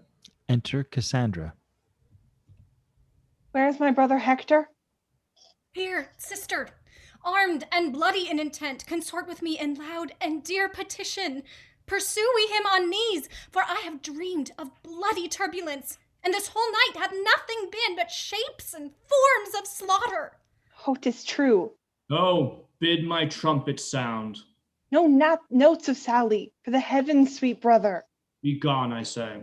The gods have heard me swear. The gods are deaf to hot and peevish vows. They are polluted offerings, more abhorred than spotted livers in the sacrifice. Oh, be persuaded. Do not count it wholly to hurt by being just. It is as lawful, for we would give much to use violent thefts and rob in the behalf of charity. It is the purpose that makes strong the vow. But vows to every purpose must not hold. Unarm, sweet Hector. You still, I say. Mine honor keeps the weather of my fate. Lie every man holds dear, but the brave man holds honor far more precious dear. Enter Troilus. How now, young man? Meanst thou to fight today? Cassandra, call my father to persuade. Exit Cassandra. No faith, young Troilus. Doff thy harness, youth. I am today in the vein of chivalry. Let grow thy sinews till their knots be strong, and tempt not yet the brushes of the war. Unarm thee. Go and doubt thou not, brave boy. I'll stand today for thee and me and Troy. Brother, you have a vice of mercy in you, which better fits a lion than a man. What vice is that, good Troilus? Chide me for it. When many times the captive Grecian falls, even in the fan and wind of your fair sword, you bid them rise and live. Oh, 'tis fair play. Fool's play, by heaven, Hector. How now, how now? For the love of all the gods, let's leave the hermit pity with our mothers. And when we have our armors buckled on, the venomed vengeance ride upon our swords, spur them to ruthful work, rein them from ruth. Fie, savage, fie! Hector, then 'tis wars. Troilus, I would not have you fight today. Who should withhold me? Not fate, obedience, nor the hand of Mars beckoning with fiery truncheon my retire. Not Priamus and Hecuba on knees, their eyes o'ergalled with recourse of tears. Not you, my brother, with your true sword drawn, opposed to hinder me should stop my way, but my ruin. Re-enter Cassandra with Priam. Lay hold upon him, Priam. Hold him fast. He's thy crutch. Now if thou lose thy stay, thou on him leaning, and all Troy on thee fall altogether. Come, Hector, come. Go back. Thy wife hath dreamed. Thy mother had visions. Cassandra doth foresee, and I myself am like a prophet suddenly enwrapped to tell thee that this day is ominous. Therefore, come back. Aeneas is afield, and I do stand engaged to many Greeks, even in the faith of valor, to appear this morning to them. Aye, but thou shalt not go. I must not break my faith. You know me dutiful. Therefore, dear sir, let me not shame respect but give me leave to take that course by your consent and voice, which you do here forbid me, royal Priam. Priam, yield him not to go. Do not, dear father. Andromache, I am offended with you. Upon the love you bear me, get you in. Exit Andromache. This foolish, dreaming, superstitious girl makes all these bodements. Farewell, dear Hector. Look how thou diest. Look how thy eye turns pale. Look how thy wounds do bleed at many vents. Hark how Troy roars, how Hecuba cries out, how poor Andromache shrills her dowers forth. Behold distraction, frenzy, and amazement, like witless antics one another meet. And all cry, Hector. Hector's dead. Oh, Hector. Away, away. Farewell. Yet soft, Hector. Take my leave. Thou doth myself and all our Troy deceive. Exit. You are amazed, my liege, at her exclaim. Go in and cheer the town. We'll forth and fight. Do deeds worth praise and tell you them at night. Farewell, the gods with safety stand about thee. Exeunt severally, Priam and Hector, alarms. They're at it. Hark, proud Diomed, believe. I come to lose my arm or win my sleeve. Enter Pandarus. Do you hear, my lord? Do you hear? What now? Here's a letter come from yon poor girl. Let me read. A whoreson rascally tisket so troubles me in the foolish fortune of this girl. And what one thing, what another, that I shall leave you one of these days. And I have a ruin in mine, my eyes too, and such an ache in my bones that unless a man were cursed, I cannot tell what to think on't. What says she there? Words. Words, mere words, no matter from the heart. The effect doth operate another way. Go to, wind, their turn and change together. My love with words and error still she feeds, but edifies another with her deeds. Exeunt severally. Act 5, Scene 4. Plains between Troy and the Grecian camp. Alarums, excursions. Enter Thersites. Now they're clapper-clawing one another. I'll go look on. Oh, that dissembling, abominable varlets. Diomed has got that same scurvy, doting, foolish young knave, sleeve of Troy, there in his helm. I would fain see them meet. But that same young Trojan ass that loves the whore there might send that Greekish whore, masterly villain with a sleeve, back to the dissembling, luxurious drab of a sleeveless errand. On the other side, the policy of those crafty, swearing rascals, that stale old mouse-eaten dry cheese Nestor, that same dog fox Ulysses has not proved worthy of a blackberry. They set me up in policy, that mongrel cur Ajax, against that dog of as bad a kind Achilles. And now is the cur Ajax prouder than the cur Achilles, and will not arm today. Whereupon the Grecians begin to proclaim barbarism, and policy grows into an ill opinion. Soft, here comes Sleeve and the other. Enter Diomedes, Troilus following. Fly not, for thou shouldst take the river Styx. I would swim after. Thou dost miscall retire. I do not fly, but advantageous care withdrew me from the odds of multitude. Have at thee! Hold thy whore, Grecian! Now for thy whore, Trojan! Now the sleeve, now the sleeve! Exeunt. Troilus and Diomedes fighting. Enter Hector. What art thou, Greek? Art thou for Hector's match? Art thou of blood and honor? No, I am a rascal, a scurvy railing knave, a very filthy rogue. I do believe thee.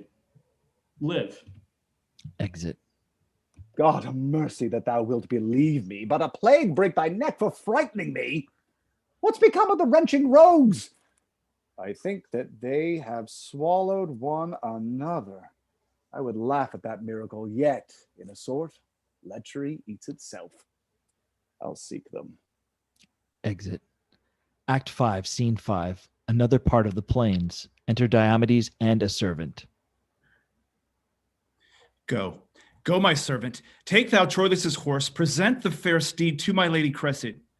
Fellow, commend thy service to her beauty. Commend my service to her beauty. Tell her that I have chastised the amorous Trojan and am her knight by proof. I go, my lord. Exit. Enter Agamemnon. Renew! Renew! The fierce Polydamas hath beat down Menon. Bastard Margarelin hath Dorius prisoner, and stands Colossus-wise waving his beam upon the passioned courses of the kings Epistrophus and Cetius. Polixenes is slain, and Phymachus and Thoas deadly hurt. Patroclus ta'en or slain, and Palamedes sore hurt and bruised. The dreadful Sagittary appalls our numbers. Haste we, Diomed, to reinforcement, or we perish all. Enter Nestor. Go bear Patroclus' body to Achilles, and bid the snail-paced Ajax arm for shame. There is 1,000 Hectors in the field. Now here he fights on Galathee his horse, and there lacks work. Anon he's there afoot, and there they fly or die like scaled skulls before the belching whale. Then is he yonder, and there the strawy Greeks, ripe for his edge, fall down before him like the mower's swath. Here, there, and everywhere he leaves and takes, dexterity so obeying appetite that what he will he does, and does so much that proof is called impossibility. Enter Ulysses. Oh, courage, courage, princes! Great Achilles is arming, weeping, cursing, vowing vengeance. Patroclus' wounds have roused his drowsy blood, together with his mangled myrmidons, that noseless, handless, hacked and chipped, come to him, crying on Hector. Ajax hath lost a friend, and foams at the mouth, and he is armed and at it, roaring for Troilus, who hath done today mad and fantastic execution, engaging and redeeming of himself with such a careless force and forceless care, as if that luck, in very spite of cunning, bade him win all. Enter Ajax. Troilus, thou coward, Troilus! Exit. Aye, there! So, we draw together. Enter Achilles. Where is this Hector? Come, come, thou boy queller. Show thy face. Know what it is to meet Achilles angry. Hector! Where is Hector? I will none but Hector. Exeunt. Act 5, Scene 6. Another part of the plains. Enter Ajax. Troilus! Thou coward Troilus, show thy head! Enter Diomedes. Troilus, I say, where's Troilus? What wouldst thou? I would correct him. Were I the general, thou shouldst have my office ere that correction. Troilus, I say. What Troilus? Enter Troilus. O traitor Diomed, turn thy false face, thou traitor, and pay thy life thou owest me for my horse. Ha! Art thou there? I'll fight with him alone. Stand, Diomed. He is my prize. I will not look upon. Come, both you cogging Greeks, have at you both! Exeunt fighting. Enter Hector. Yea, Troilus, the well fought, my youngest brother. Enter Achilles. Now do I see thee. Ha! Have at thee, Hector! Pause if thou wilt. I do disdain thy courtesy, proud Trojan. Be happy that my arms are out of use. My rest and negligence befriends thee now, but thou anon shalt hear of me again, till when? Go seek thy fortune. Exit. Fare thee well. I would have been much more a fresher man had I expected thee. How now, my brother? Re-enter Troilus. Ajax hath taken Aeneas. Shall it be? No, by the flame of yonder glorious heaven he shall not carry him. I'll be ta'en too, or bring him off. Fate, hear me what I say. I reck not, though I end my life today. Exit. Enter one of sumptuous armor. Stand, thou Greek. Thou art a goodly mark. No, wilt thou not? I like thy armor well. I'll thrush it and unlock the rivets all, but I'll be master of it. Wilt thou not, beast, abide? Why then fly on, I'll hunt thee for thy hide. Exeunt. Act 5, Scene 7, another part of the plains. Enter Achilles with Myrmidons. Come here about me. You, my Myrmidons, mark what I say. Attend me where I wheel. Strike not a stroke, but keep yourselves in breath. And when I have the bloody Hector found, impale him with your weapons round about. In fellest manner execute your aims. Follow me, sirs. In my proceedings it is decreed Hector the Great must die. Exeunt. Enter Menelaus and Paris fighting, then Thersites. The cuckold and the cuckold maker are at it. Now bowl our dog. Woo! Paris low. Now my double-held sparrow. Low! Paris low. The ball has the game. Where horns? Ho! Exeunt Paris and Menelaus. Enter Margalon. Turn, slave, and fight. What art thou? A bastard, son of Priam's. I'm a bastard too. I love bastards. I am a bastard begot, bastard instructed, bastard in mind, bastard in valor, and in everything illegitimate. One bear will not bite another, wherefore should one bastard? Take heed, the quarrel's most ominous to us. If the son of a whore fight for a whore, he tempts judgment. Farewell, bastard. Bastards exit. The devil take thee, coward! Exit. Act 5, Scene 8, another part of the plains. Enter Hector. Most putrefied core, so fair without thy goodly armor doth has cost thy life. Now is my day's work done. I'll take good breath. Rest, sword. Thou hast thy fill of blood and death. Puts off his helmet and hangs his shield behind him. Enter Achilles and Myrmidons.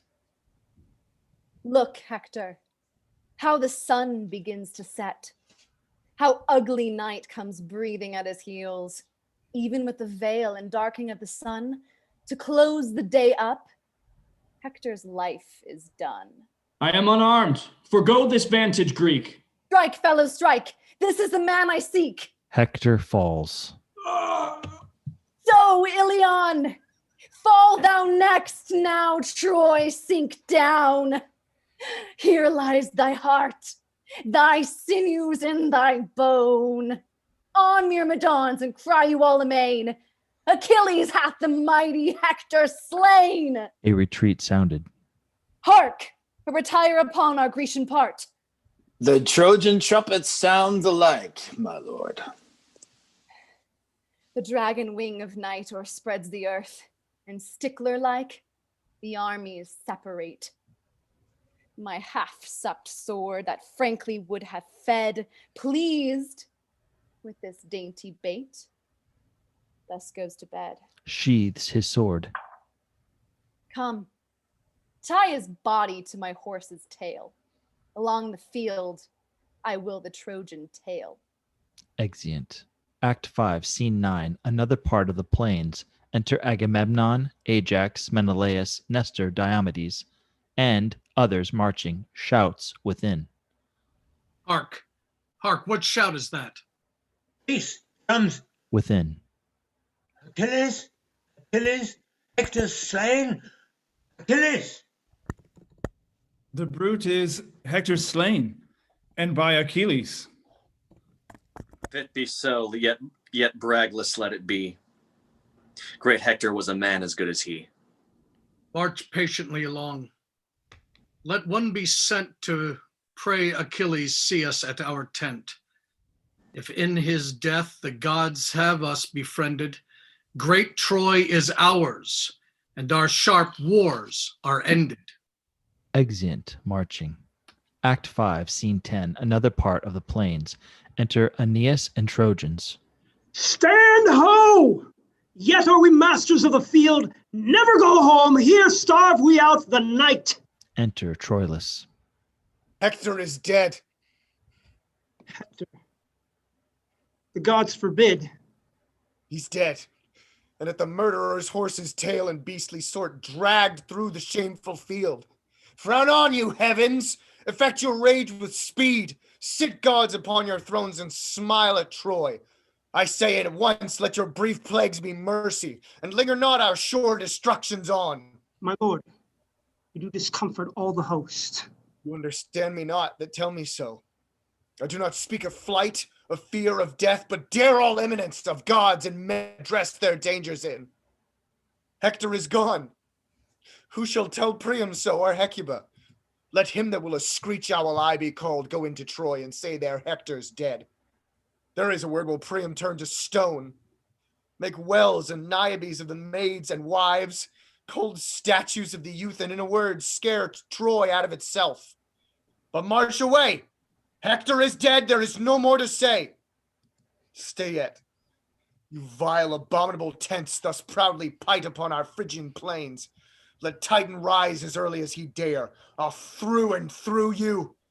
And thou great-sized coward, no space of earth shall sunder our two hates. I'll haunt thee like a wicked conscience still, that moldeth goblins swift as frenzy's thoughts. Strike a free march to Troy, with comfort go. Hope of revenge shall hide our inward woe. Exit Aeneas and Trojans. As Troilus is going out, enter from the other side Pandarus. But hear you. Hence, broker, lackey, ignominy and shame pursue thy life, and live I with thy name. Exit.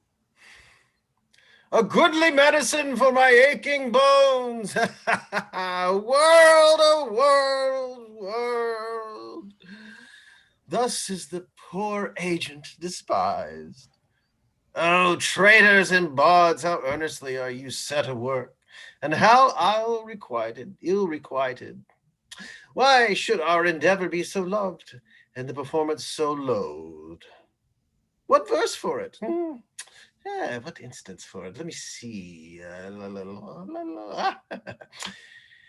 Full merrily the humble bee doth sing, till he hath lost his honey and his sting.